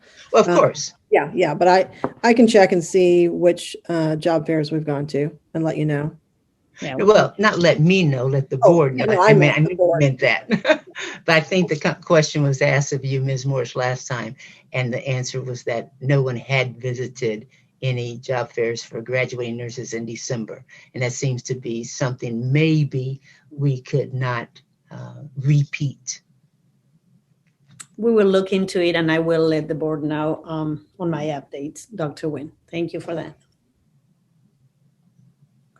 Thank you, everyone, and thank you, Elizabeth, again, for everything you've been doing in the last few weeks and in general, but especially with the vaccination. We know you've been extremely busy and extremely diligent in making sure that we get everyone who wants to get a vaccine an appointment for that. So it may not feel like that at times when we overwhelm you with requests for appointments, but just know that the staff is really appreciating and being very patient waiting for their appointments. So thank you again for that. Aside from the contract and what we were talking about, I wanted to recognize the efforts that she's working on to get everyone who wants an appointment one so that they can get vaccinated. Very much appreciate.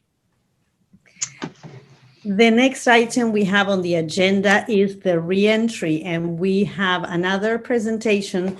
And this time we're asking the board to approve the presented items in the update. And I would like to invite Mr. Anderson to get us started. And I know there are several staff members who will join us to share the information with the board.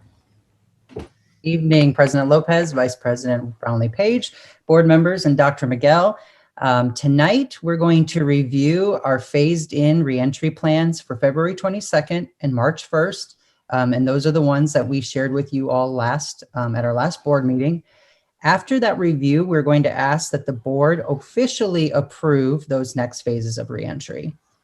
Tonight, we'll also present an addendum to the Code of Conduct, which will address our unsafe conditions and the use of masks and social distancing for students. And then we'll ask for your approval on that addendum. HR is going to then share an update on our employee COVID accommodations process.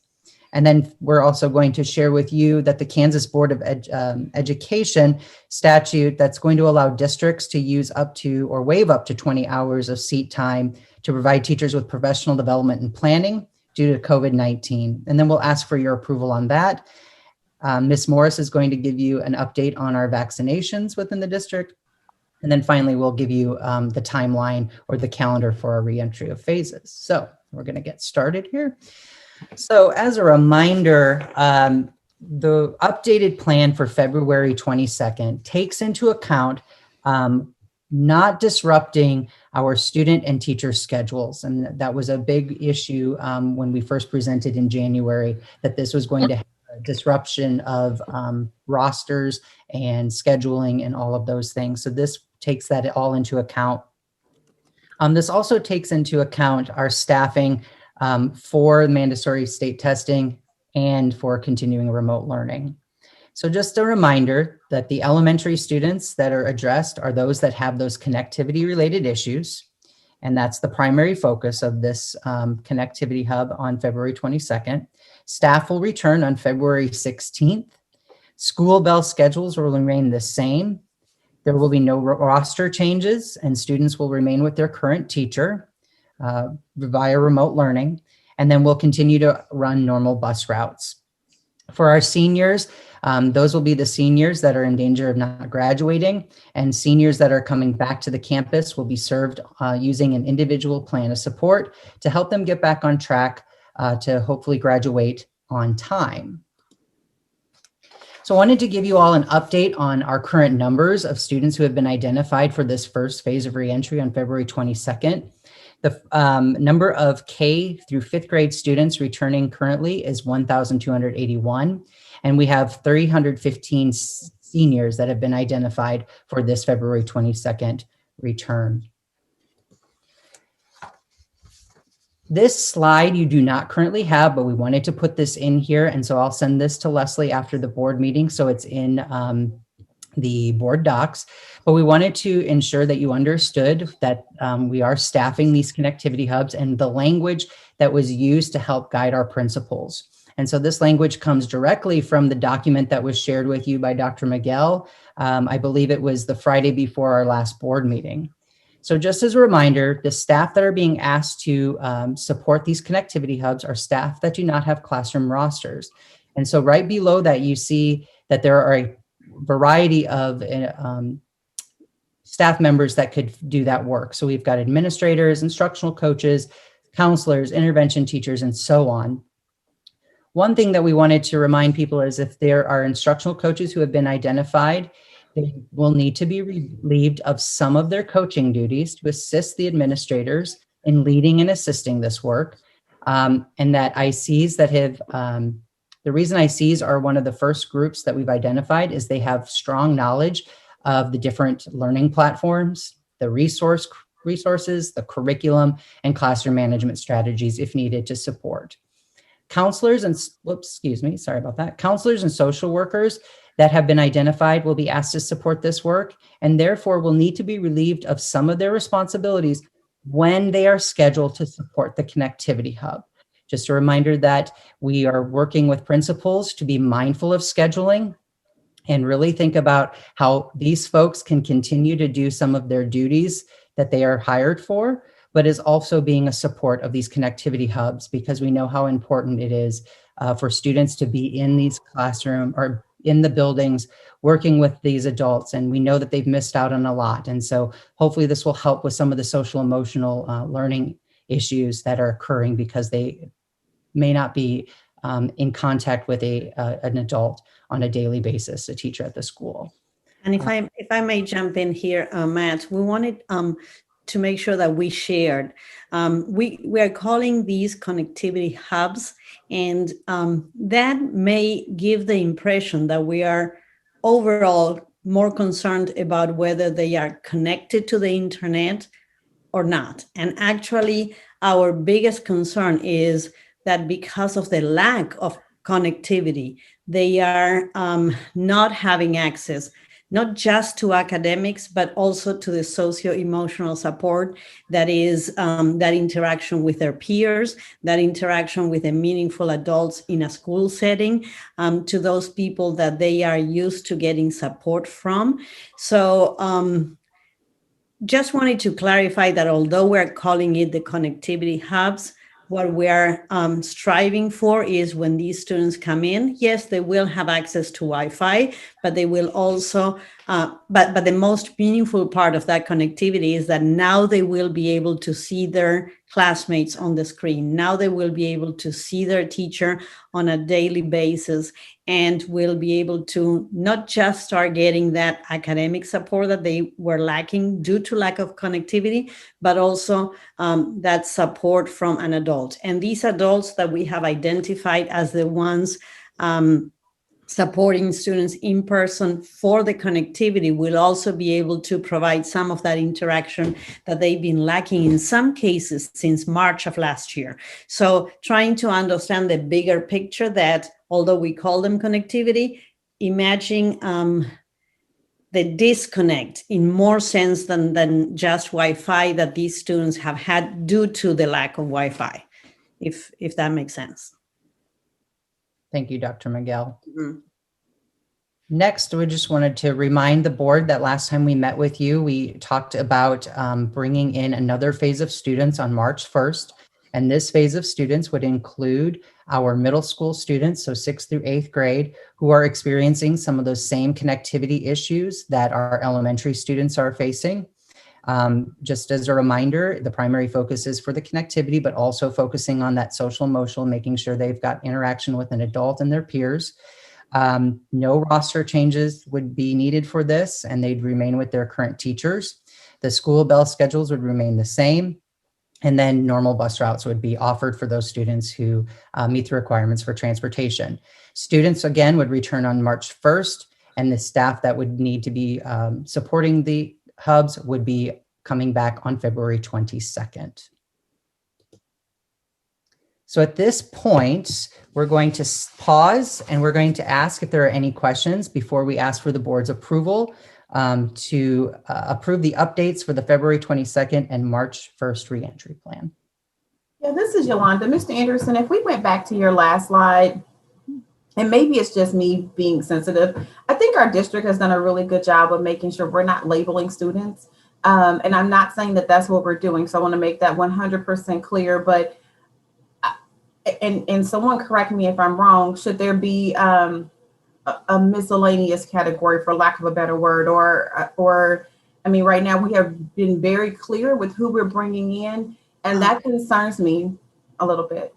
Well, if I may jump in here, the first part of the sentence is the main criteria: address students with connectivity related issues. We want to make sure that when we evaluate this need, we pay close attention to these other categories, just because we know that some of these other categories that we have on the screen may have an additional challenge, but we have in our conversations with the IAOs and principals have made it very clear that being in one of these categories doesn't mean you have to come in, because you may be a newcomer with excellent connectivity and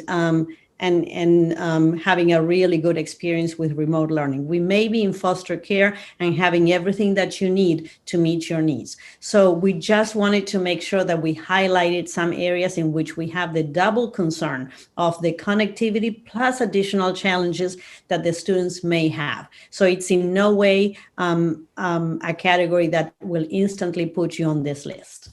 Yeah, I appreciate that, Dr. Miguel. I think I've said several times before, I do watch social media and how things are being perceived. And there was a lot of back and forth on basically how we have bucketed certain students. And so I just want to make sure if any communication this is my personal opinion, if any communication is sent out, if anything's put on our website, that we're very clear that we are meeting the needs of our students versus, identifying this certain. Right. And I think this is adding our equity lens, that just looking at what needs the students need, what needs the students have, so that we can address them, not just that every student has access to the same, because they may not need that. So I appreciate that. Yeah, no, because this could be a student whose parents are not at home and paying attention to them. So that kid could fit into this bucket very easily. So okay, thank you. Mm-hmm. And that's when we have also made that request of principals, because we know that the principals and the teachers are the ones who know the needs of students. But thank you for that. We appreciate it. I make a motion.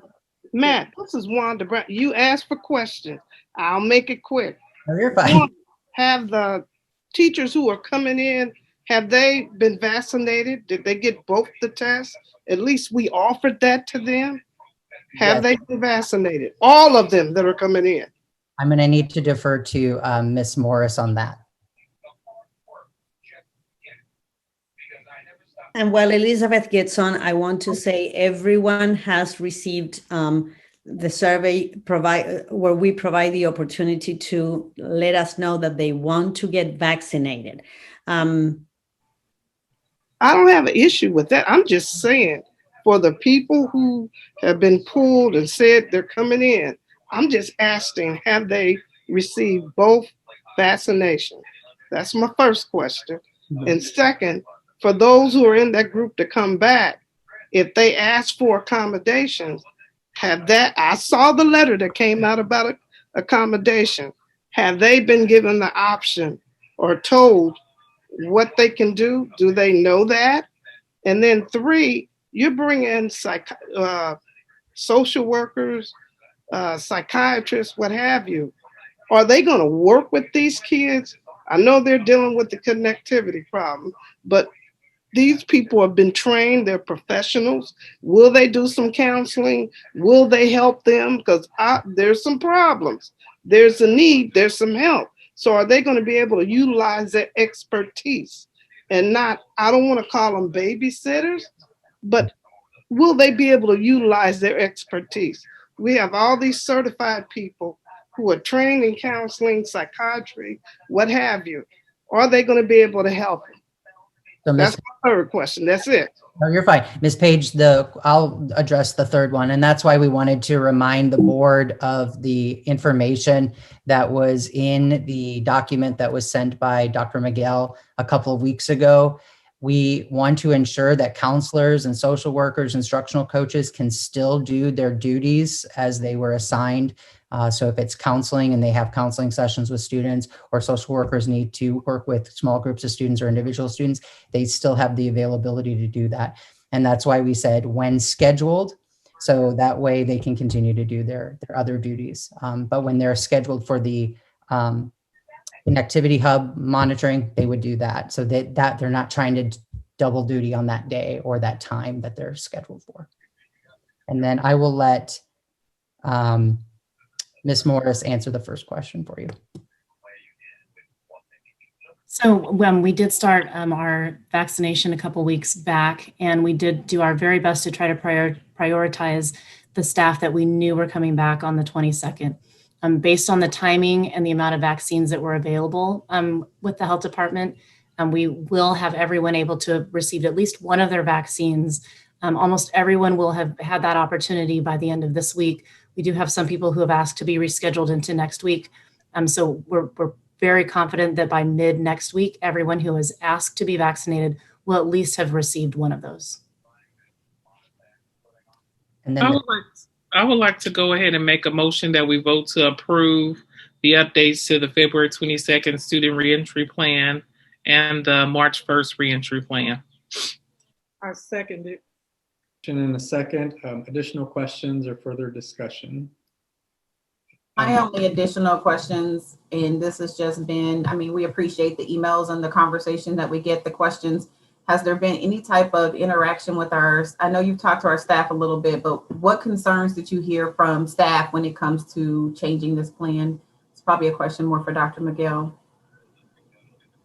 And when you say changing this plan, you're adding the middle school piece? Yes, I'm sorry. Yes. And that has been, I think I shared with you all earlier, but this came from the conversations that we have been having about the students who, because of lack of connectivity, have not had a chance to not only access academics, but not have contact with students and not have contact with meaningful adults from the schools or the school setting, not just, again, in academics, but, you know, if you don't have a connection, you may not be getting a session with your counselor, you may not be getting a one-on-one session with the social worker unless they make a school visit. So when we were having this conversation and identifying the groups, the question came up, so why would we not do it with middle schoolers who we know are already struggling, and we hear from principals that there are kids they haven't seen, and that, so it was in response to that concern that we wanted to start smaller just because we haven't had kids in schools, but we felt that after starting with elementary school, it made sense to now identify again small groups of students who have had no connectivity whatsoever. So it was in response to the awareness that was raised to us about a second group of students that would probably benefit from this. Okay, thank you. I just want to make sure I understand what other questions were out there, both positive and opportunities. I like to hear both sides, especially from our staff. I like the good feedback, but I also want to hear where they're concerned, so that nothing catches us off guard. Sure. And I don't know if this is a question for Greg or Elizabeth. Greg, since you familiar with Johnson County schools as well, if some of the teachers that are scheduled to come back, kind of a parallel question to Ms. Page, and they haven't gotten the vaccine via USD 500, are Johnson County schools distributing? And, or, I mean, are they, for lack of a better word, taking part in the Wyandotte County allocation, and, or can they take part in the Johnson County allocation of vaccines? So the vaccine process, and frankly, I think that Wyandotte County's done a really good job of getting as many people vaccinated for the school districts as they can, not just KCK, but Turner and Bonner and Piper as well. And that includes any employee, regardless of where they live. So if they work for the school district, Wyandotte County's done a really good job of making the vaccine available to those individuals based on scheduling, unless they got some reason they opt out and don't want to get the vaccine. Individuals who live in Johnson County are able to get the vaccine in Johnson County, but they're in a different spot on the waiting list than they are if they work for USD 500. They bump up the schedule quite a bit and are eligible to get the shot here much quicker than they would be eligible to get it in Johnson County, unless they've got some other avenue that would be unique to them. Perhaps a nurse or a healthcare worker could, if they worked for us, could also get it in Johnson County, although again, they would be higher on the schedule here than they would be over in Johnson County. Yeah, that's what I figured. And, that is a whole nother conversation as far as if a county only has a certain amount of allocation. But, yeah. But I think the county, I really do think the county should get some credit, because they've done a pretty good job of trying to get as many vaccines in the arms of our teaching staff, our nurses, our other workers for the district as they can.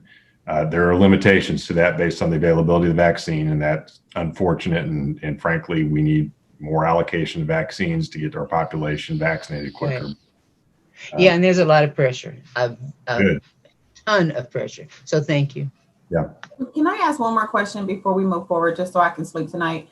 Dr. Miguel, can I circle back to the question I just asked? And you did a really good job of letting me know where the staff was supportive. I'm just curious about, were there like a top 1 or 2 concerns that they have, and if those have been addressed, those staff that are being asked to come back? I have not received direct communication from staff, and like I always say, if any staff member has any concerns about any of this, I do appreciate that they reach out to board members, and I thank the board members because you guys make me aware of that. The first line of communication that I always advise is reach out to your principal if you have any concerns. So I have not received direct communication, and I hope I haven't missed any. And I know they will remind me if they emailed me and I missed it.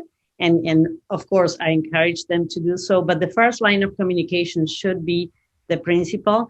I have been made aware of some of the concerns that you guys shared with us, and that's where we were clarifying the concern about the social workers and the counselors, that this is not negating the need for the work that they are doing, but recognizing that these students we're bringing in have such a need for not just the academics, but the socio-emotional support. So the concerns that we have received, we try to embed that information in the presentation that we're sharing, and that's why we were clarifying very well, very clearly, I hope well, what we communicated with principals.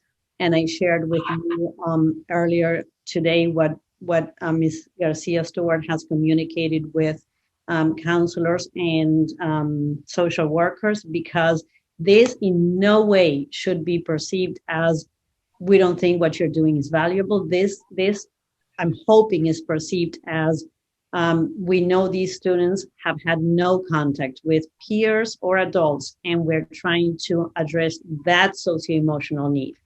When it comes to teachers that may be affected by this second phase of March 1st, by then, almost everyone would have received a first vaccination, but we're also following the guidance from the health department, who have repeatedly shared with us that the spread of COVID-19 is not as high a concern as they thought it would be, and we have seen it in the surrounding districts in our area, that they have had school all this time, even before the vaccinations, and they really, they have had some cases, but not at the rate that it was thought it would be at the beginning. So to answer your question, Ms. Clark, I went a long way around it, but to answer your question, as we receive the concerns, we always bring it to the table as how do we address this? How do we include this concern in the decision making that we have? So no concern is disregarded. And I think we have put a lot of thought trying as hard as we can to mitigate the concerns for the adults, but trying to think first of what needs do the children, the students have right now without putting anyone in danger. Okay. All right. Thank you, Dr. McGill. Thank you. We're still at 25. It's not a low number. Right. So thank you, everybody. And yes, we are definitely not at a percentage positive rate that we want to be. You're right, Ms. Page. So that is something that I know staff has taken into consideration. All right. There's a motion and a second on the floor. Good conversation, good discussion. Board members, please don't let this be the last time that you ask questions. You are always able to send messages, emails to Dr. Miguel and staff, well, to Dr. Miguel or myself, and then we can try to answer any questions you might have. So appreciate the thoughtful dialogue. Thank you, everybody. Ms. Smith, would you do a roll call vote, please? Yolanda Clark, Yolanda Clark, yes. Maxine Drew, Maxine Drew, yes. Janie Humphries, Janie Humphries, yes. Randy Lopez, Randy Lopez, yes. Wanda Brownlee Page, Wanda Brownlee Page, no. Dr. Nguyen, Dr. Nguyen, yes. Dr. Yeager. Yes. Thank you. Anderson. Thank you, board. We're going to keep moving us forward. The next item that we have for you is the addendum to the Student Code of Conduct to include unsafe conditions. And so I'm going to have Ms. Lisa Garcia Stewart share with you that proposed addendum change. Good evening, Board of Education, President Lopez, Vice President Brownlee Page. I am presenting to you an addendum to the Student Code of Conduct. It has, I'll be presenting it to renew just, I'm sure, in a few short weeks, but this is the board policy approved student code of conduct from our previous school year, current school year, I should say, when you approved it last year. But now that we are having students return, we want to make sure that we're addressing every aspect of their safety and return and being clear with our language in our student code of conduct. So under class 3 for unsafe conditions, the language that is being proposed to the board this evening is intentionally creating unsafe conditions, including not wearing face or mask coverings and or not maintaining social distancing that put the health and safety of students, staff, and other community members at risk while on school property, during school functions, or at school-sponsored events. This will be, the unsafe conditions will be listed under class 3, but just as a reminder, in the district code of conduct on page 28, that this approach and responses is not intended to be punitive. It's just language that is clear and well articulated to our students, parents, and community. And so the first response is not an automatic suspension, but progressive in nature on page 28 that was approved from the board regarding how we respond to students. So it is intended to be progressive in nature to respond with first, of course, engaging with parents, having of course, a parent conference, meeting with the student, meeting with the school counselor, even a SIP plan or small group counseling. So we'll pause for any questions, but this is, we are seeking the approval of the addendum to the Student Code of Conduct for to include under class 3 unsafe conditions. This is Wanda Brownlee Page. I have a problem with this because this mass situation and with COVID, I think it's critical. You're not trying to throw anybody away, but I thought it was very clear they did a good job when it came to the adults. This is questionable because if you have a student come in and he flat out, I'm not wearing them. My mother said we don't wear them. That's, come on, this is critical. You know, we got a lot of people who have a lot of health issues, adults who are working in the schools, and some kids have some issues. I don't think this is doing it. And I understand this is a lot different than dealing with some of the other issues you have under a class 3 offense. I think we should handle that the same way we did with the adults. This is critical. I make a motion that we approve the addendum to add it to the student code of conduct. Second. There's a motion and a second. I would open up to further questions or discussion. Ms. Page, I don't know if you were through with your thought there or if you had something else. No, I just think it needs to be different than the listed suggestions that they gave for consequences. Because this is serious. If the kid says no, then what happens to him? Where does he go? Or where did he or she go? Well, and I think, go ahead, Lisa. I'm sorry. Well, Mrs. Brownlee Page, I'm sorry. I did not. I was just pausing. I was waiting to respond to finish. I didn't list all of them on page 23. It's progressive, so it's not intended to be punitive, but it can result up to an in-school suspension, short-term and long-term suspension, which is why we did list it under class 3 for the very seriousness that you described, that it could result in a short-term or up into an extended suspension.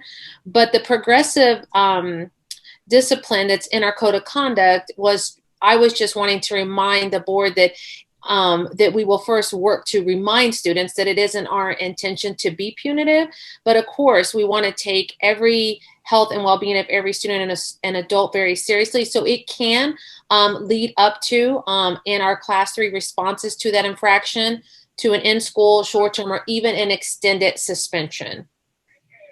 But I don't agree, and I'll vote accordingly. But I just think because of the safety issue, this is too critical. And I understand we don't want to be punitive, but this can be life or death for some. So I don't think we should put that just the way we dealt with the adults. We need to do the same thing. Because if I'm an adult, I'm there, I get infected, and then I don't have that many sick days, and it becomes a bigger issue. So then what happens? If I may interject, Ms. Page, I think we are on the same page.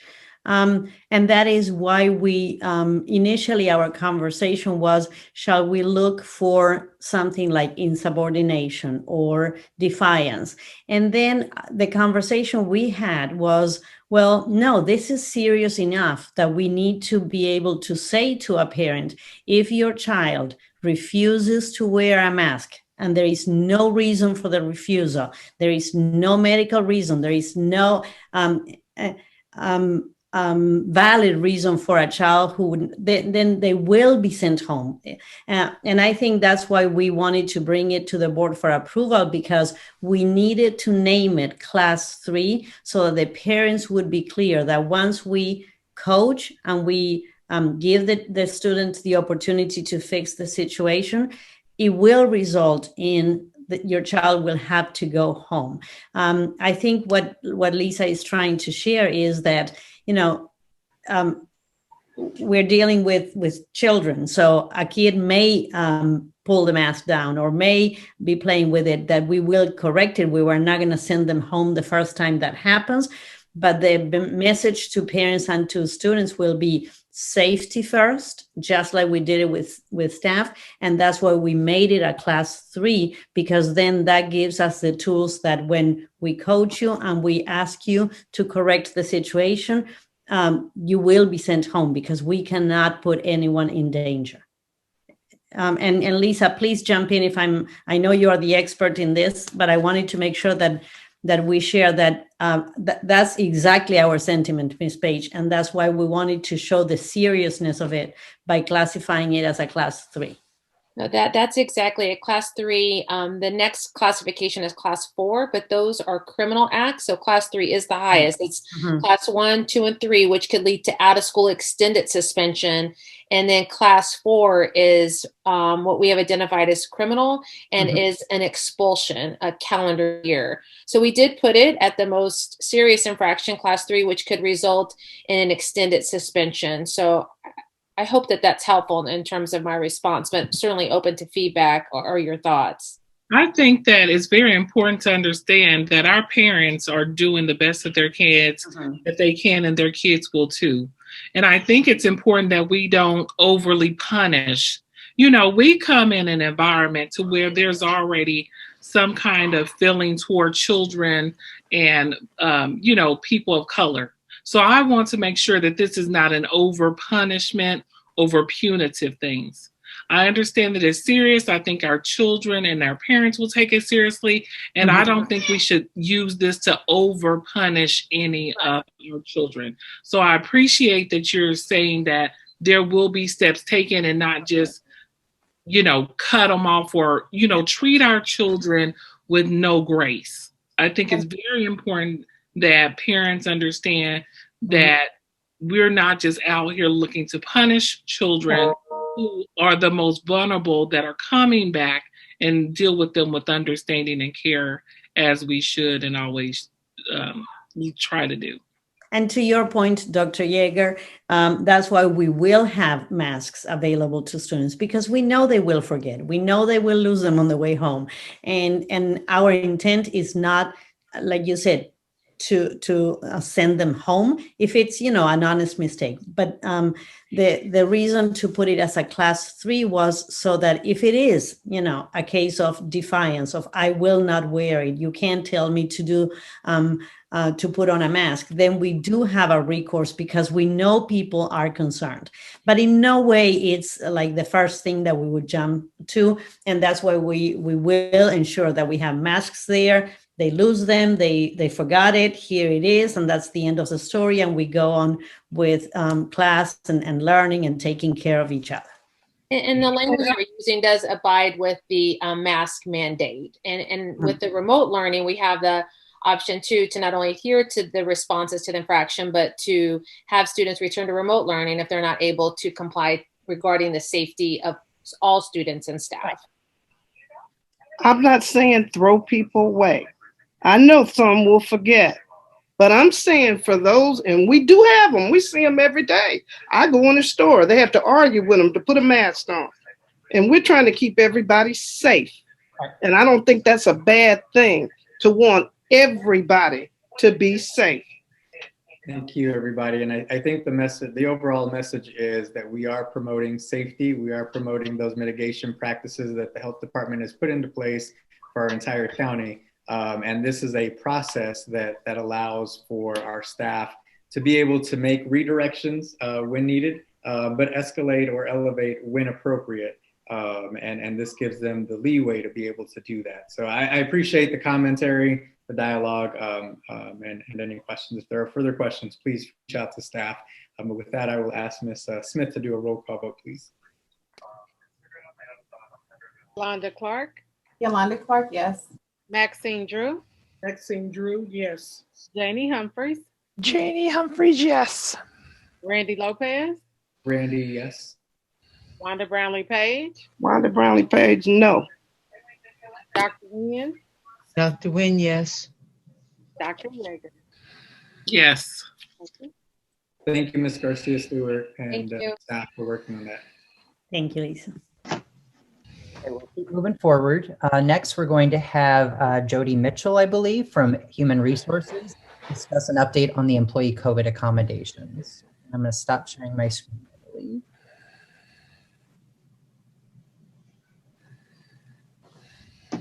Well, good evening, everyone. I'm just getting my screen here updated so I can share with you. This evening, I have 2 slides to talk through. To talk about employee reentry and accommodation for those employees that will be coming back both in February and in March. So Human Resources will be processing accommodations for medical reasons. We will be utilizing the FMLA and the ADA guidelines that we always have used, but also in this situation. And accommodation notifications are being processed based on the date of the employee's expected return. So employees that are returning in February will be those that are first notified, then followed by those that are returning in March. So if an employee has been qualified under FMLA and are in a hard to fill position, for example, like a math teacher. So we'll partner with the principal to determine if that job description for that math teacher position can be performed remotely. And if it can, then the employee would then be granted an accommodation to work remotely if that's what they would like to do. And if their doctor approves that medically that they can work remotely. So then for those who do not have an approved medical reason, they would be expected to return to work in person.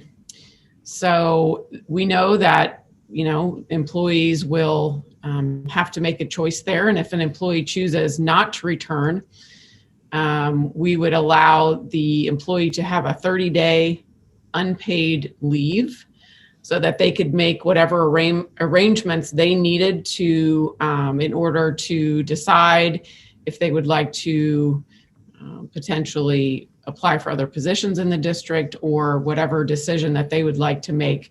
And then we would then be posting that position in order to backfill. We also have, excuse me, we know we have employees that are currently being accommodated that are not medically requesting an accommodation. So we will be reaching out to all of those employees, for example, if they have requested accommodation because they don't have childcare, for example. That is not something, inability to provide childcare is not qualified under FMLA. So in that situation specifically, or any others that are not medical related, those employees would also be expected to return to the building in person. So in those cases, we know who has requested leave. So those, again, those people that are requesting and expected to return in February, we will be reaching out to them to let them know if nothing has changed with their medical situation. We would then continue to process them through FMLA. And for those who had previously requested accommodation that is not medical related, we would just want to make sure that nothing has changed. If they did want to file a request under FMLA, we would want them to do that so that we could obviously review and make a determination. And then for those who, those hard to fill positions, for example, that I talked about, if those are granted as accommodation, of course, we will be working with our supervisor. Supervisors will be included in this process as well, just because we know schedules and things need to be thought through with the employee and with the department. So let me go to the next slide here. Okay, so if an employee does have childcare concerns, I mentioned that before, we know that that's happening. And so we would be giving them as much information as we can through the community. For example, we know that the YMCA is offering childcare not for all ages, but for some. And then we would also be looking for any other community opportunities or things that we could notify our employers of for childcare. So, but of course, as I said earlier, those employees would be expected to return to work. You know, since we have students in the building, we need employees, and so those employees would be expected to come back. So kind of wanted to go over that with you. If there's any specific questions, I'd be happy to answer. Jody, I have a question. So what if some teachers have children who are in the district? Have we thought about allowing their children to come back as we open up the smaller settings? And you mean come back in their classrooms, or in the teacher's classroom, or into their own classroom, the child's classroom? Either one. Have we just thought about that aspect of it, of if like they're maybe teaching middle school and they have elementary school students and because they may be looking for care and they may want their student to come back. Have we thought about a possibility? Doesn't have to be answered now. I just wondered if we had thought about that, possibly if they were looking for those accommodation options. Dr. Yeager, it's important to remember that we're not really asking the teachers to come back until March 22nd for the most part. So remember, the people that we've been asking to come back to staff the connectivity hubs have been those that do not have student rosters. So that helps a lot, because then when we come back March 22nd, that's when we're bringing students back. So if they do have students in the district, then of course their students would be back and they would be back. Okay, great. Well, thank you for that clarification. Yeah. I'm sorry, I'm still a little confused. So are we saying the people that we're asking to come back would not have students enrolled in our district? Is that, because when I hear student roster, I'm thinking of a teacher. So can you clarify that for me? I think, Kelly, I think Dr. Yeager's question was staff that we're asking to come back. If they have their own children who are students in the district who are not coming back yet. And that is why we were reminding people that we are offering childcare with a YMCA, and it's at no cost to employees. And we still have seats that people have not taken advantage of. So that would be our first resource. That if they have childcare issues that they cannot solve on their own, we do have this resource that's available to employees. And for now, at least, we have spots open because people are not have not needed to take advantage of it. Right. So to clarify, the answer to Dr. Yeager's question is the people that we're asking to come back may truly have students that are enrolled in the district. If they said, what about childcare? Our first response is, have you checked into the YMCA to see? Right. Okay, I want to make sure that's clear. Yeah.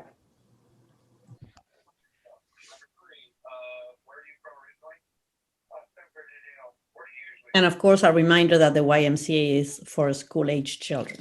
Yes. Thank you, Ms. Mitchell. Any other questions or thoughts? Now we'll keep pressing forward. Thank you. Thank you, Jody and Kelly.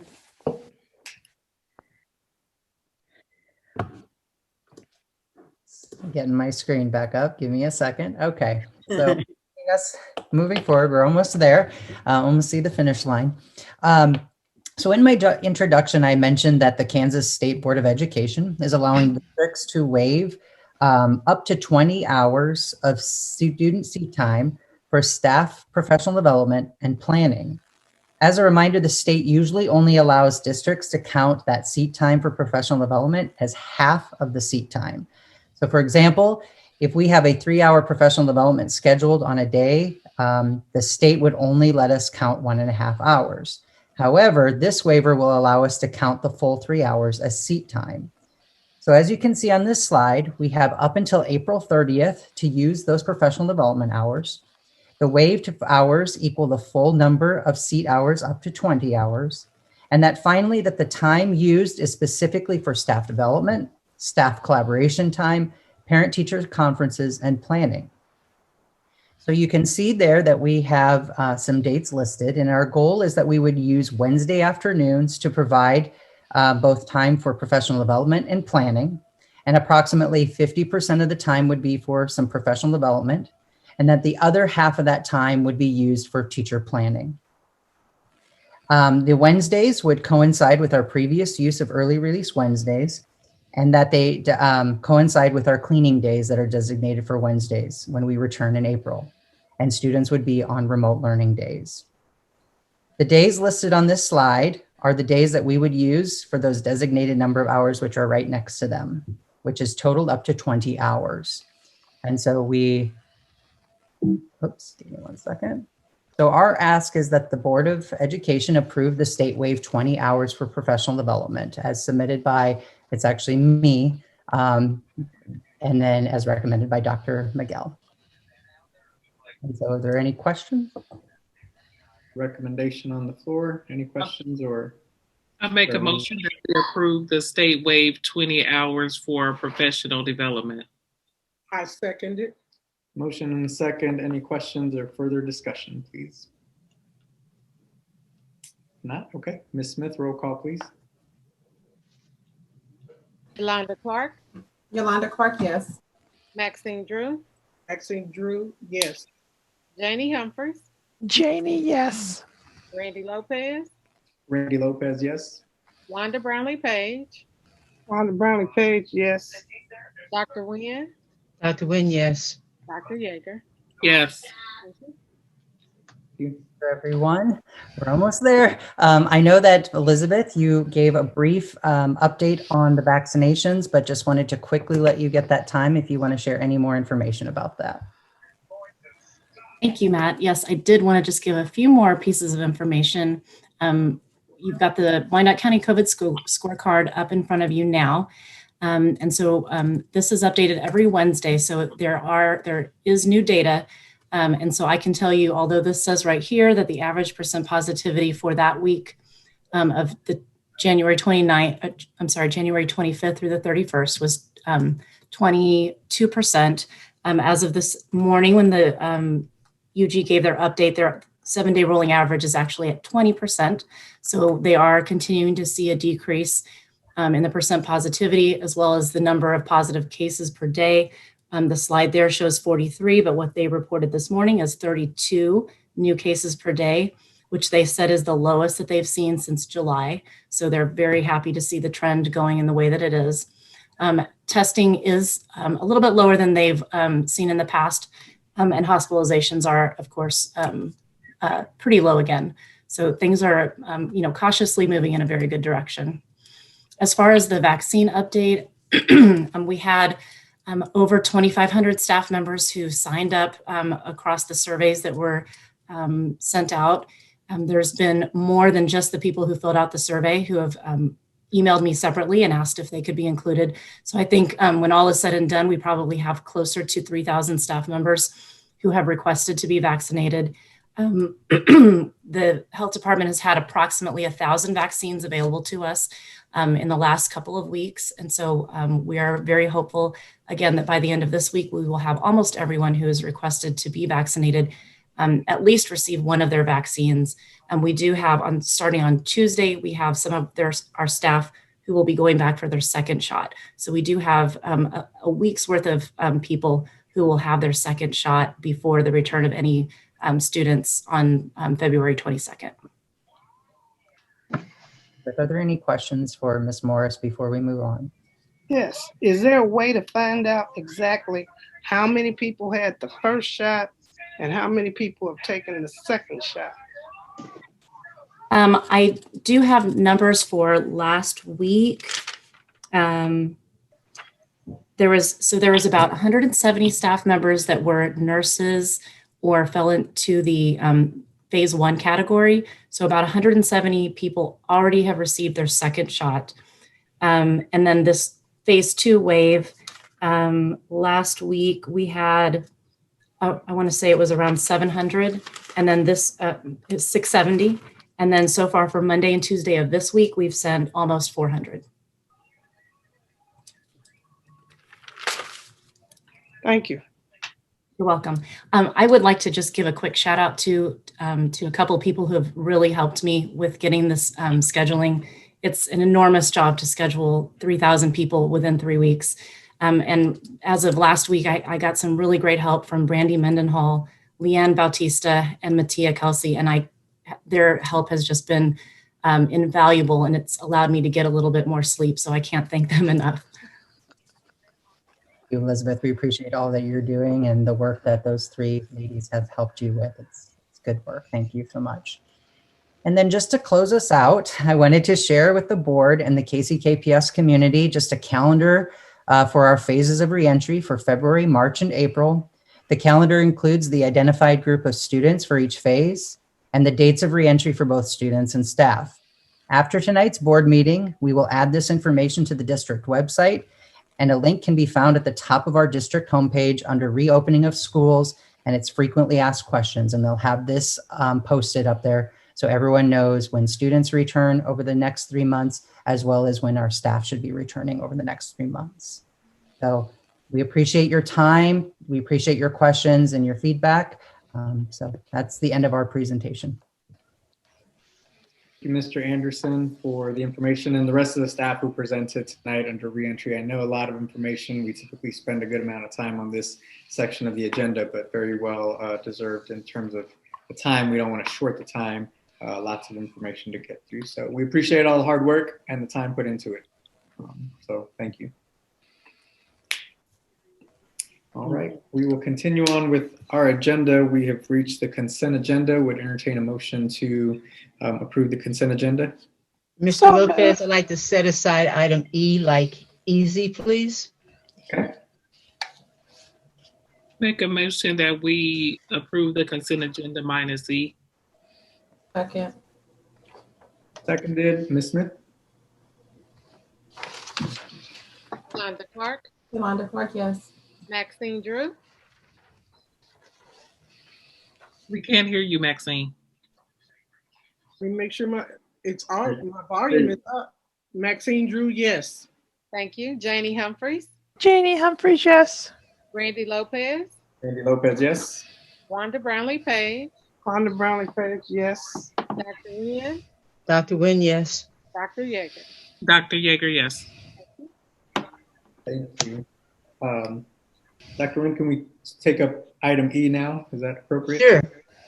Thank you, Mr. Lopez. And for the other board members, I've already communicated with Dr. Miguel, Mr. Lopez, Ms. Wanda Page, that in view of 3 items of which I will identify, I'm making a motion that the Finance Committee meet prior to February 23rd to discuss 3 items.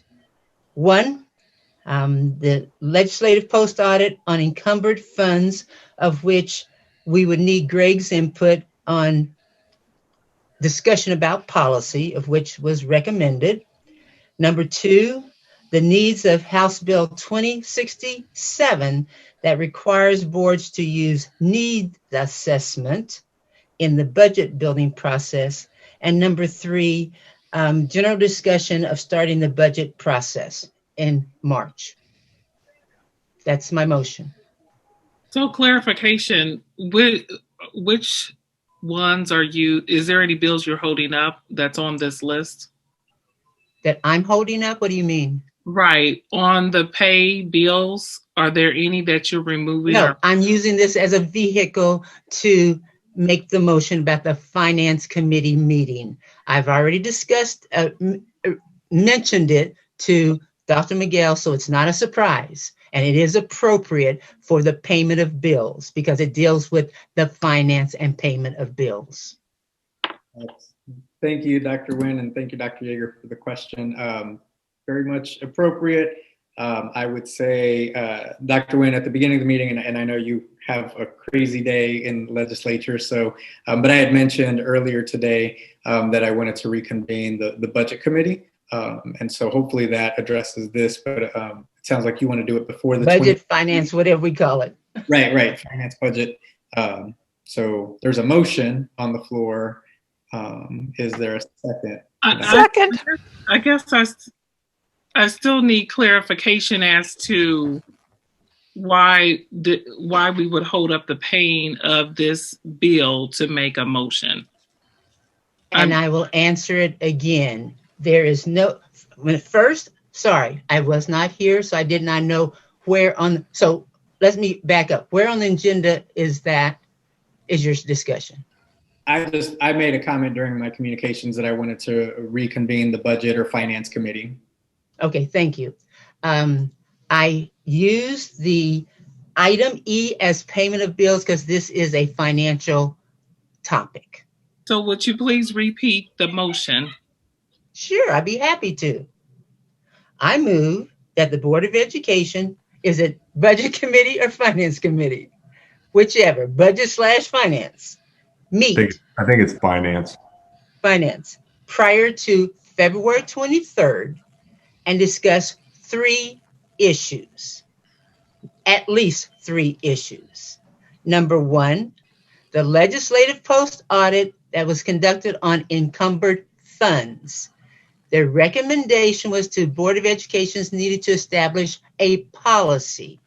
In parentheses, Leslie, we would have to work with Greg, and he also has been requested to start looking at that. That's an editorial.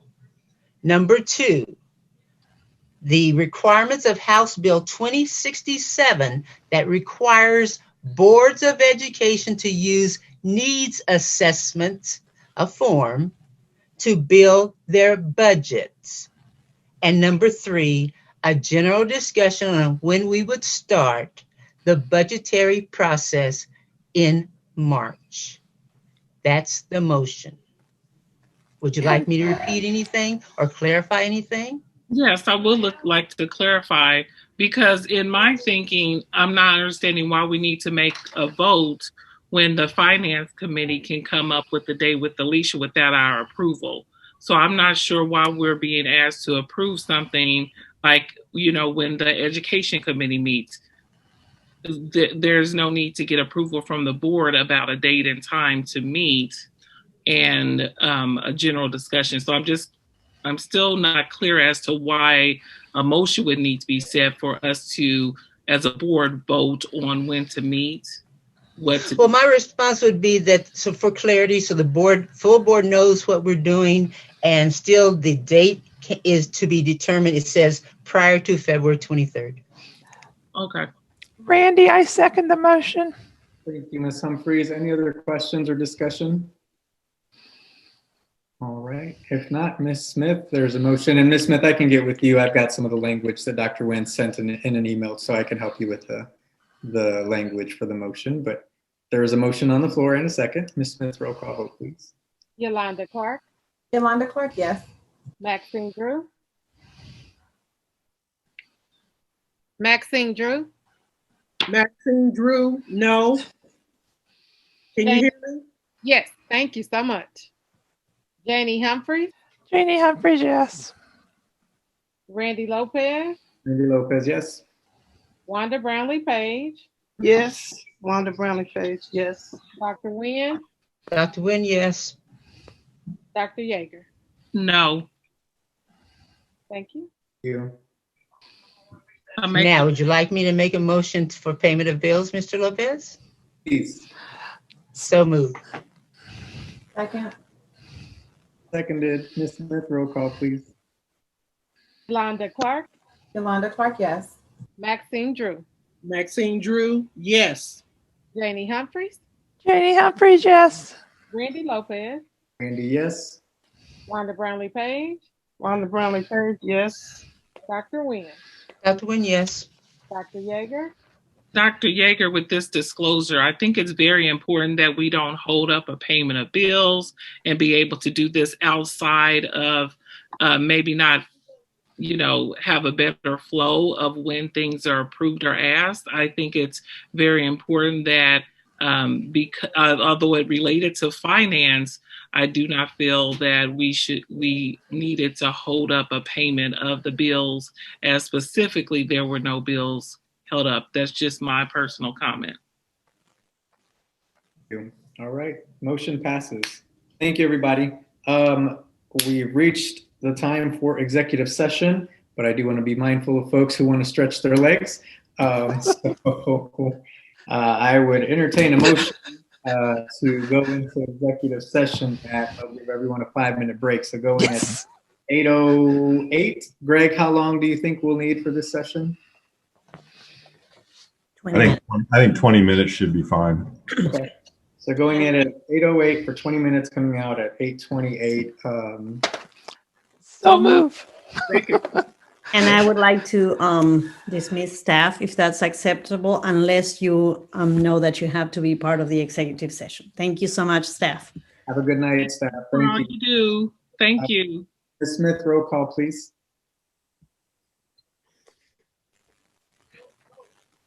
Leslie, you're on mute. I'm sorry. Yolanda Clark. Yolanda Clark, yes. Maxine Drew. Maxine Drew, yes. Janie Humphries. Janie Humphries, yes. Randy Lopez. Yes. Wanda Brownlee Page. Wanda Brownlee Page, yes. Dr. Nguyen. Dr. Nguyen, yes. Dr. Yeager? Yes. Thank you. Thank you, staff. Have a good night, and thank you for all your work. We'll see you all soon. Thank you.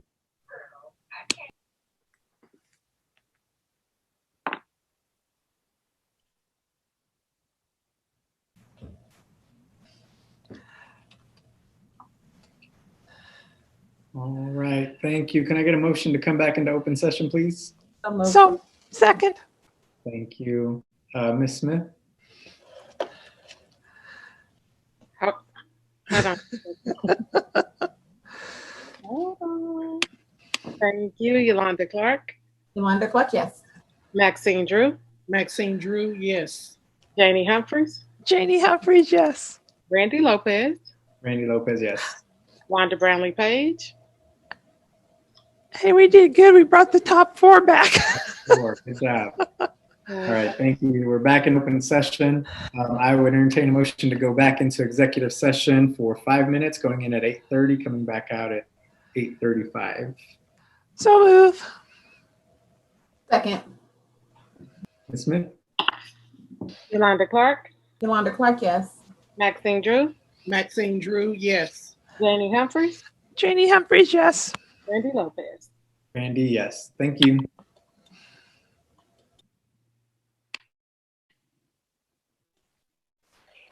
We're back. We're back. Can I? Oh, I move we come back into open session.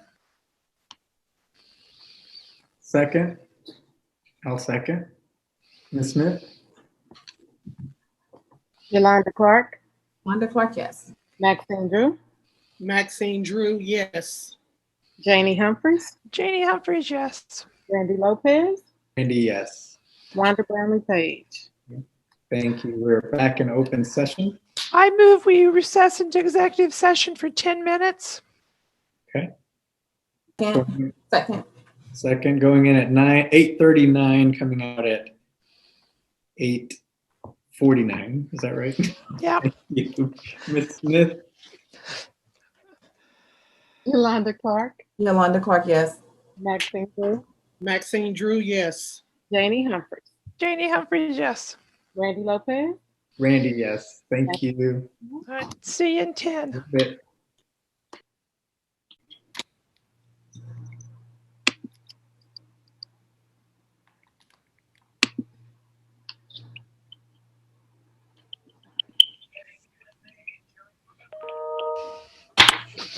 All right, we'll take a motion to come back into open session, please. So move. I'm back.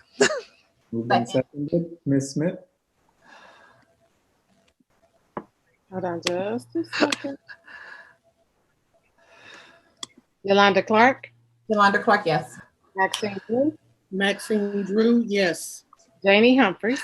Janie Humphries, yes. Randy Lopez? Randy, yes. Wanda Brownlee Page? Wanda Brownlee Page, yes. Dr. Nguyen? Dr. Nguyen, yes. Dr. Yeager? Yes. Thank you. We're back in open session and we are at the end of our agenda. So thank you, everybody, for a thoughtful conversation tonight. And I just wanted to remind about the policy committee. We'll probably be bringing some policies coming up soon, as we know that it's really important for us to review certain policies that we need to work through. And there was one that we approved last time that wasn't included on this agenda for this week. So I think that's important to note. Yeah, so just a reminder, so Ms. Smith will reach out to get our 3 different committees going. So if you remember which committee you're on, let us know, but we're gonna get that information out and then start. Definitely the finance committee will meet before the 23rd. This is Yolanda. I also, and you can handle this however you want, but our training meetings are not attended as well as or as much as our regular board meetings. So I just think it needs to be said that we are, as a board, going through training and working with KSB. You can phrase it how you want, but then we even talked about next steps on that next meeting. So what we're doing as a board to enhance ourselves. Yep, thank you, Ms. Clark. We did have that training on Friday, and there will be some priority and goal setting coming from that. So that'll be coming at our next meeting, I believe. So thank you. Question, Mr. Lopez, when did we establish a policy committee? I'll have to go back to see if that was one of the committees that we had. I know there were two committees for sure, the academic, education, the finance. Education, policy, and finance. I think. What I remember, there was a rejection of having a policy committee. So I'd like to see what minutes we have. We'll look into that. Thank you for that clarification, Dr. I think maybe that was this summer when Dr. Wynn was asking for it at one of the meetings or something. Yeah, and we discussed it. Was it rejected? But I can go back and we can go back and pull them and Yeah, we'll go. But yeah, they're all archived, so we'll see when it was approved. Yeah, thank you. We'll look into that. I appreciate that. Okay. Anything Because else? that's good because you said that we were going to discuss the equity in hiring policy.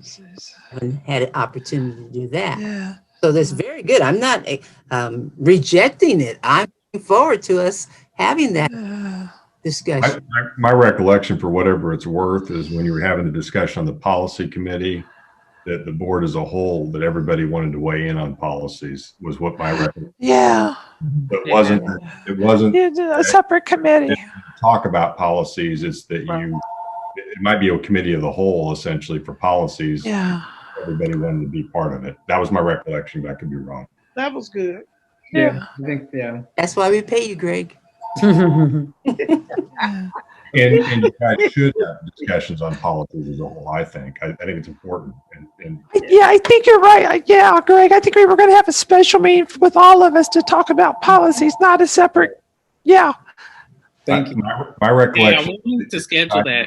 Special meetings for policy discussion. Policies. I think that was what Ms. Page had brought up as a rationale for it because she didn't want to have them at the regular meetings. Oh, that's right. Yeah, that's right. That's it. I like your filing cabinet, Greg. It works good. Yes, we love it. That's why we're a team, y'all. That's why we're a team. Are we adjourned, Randy? No, we are adjourned. Thank you. Have a good night. Stay warm. Nice to see everybody. Okay. Night. Thank you.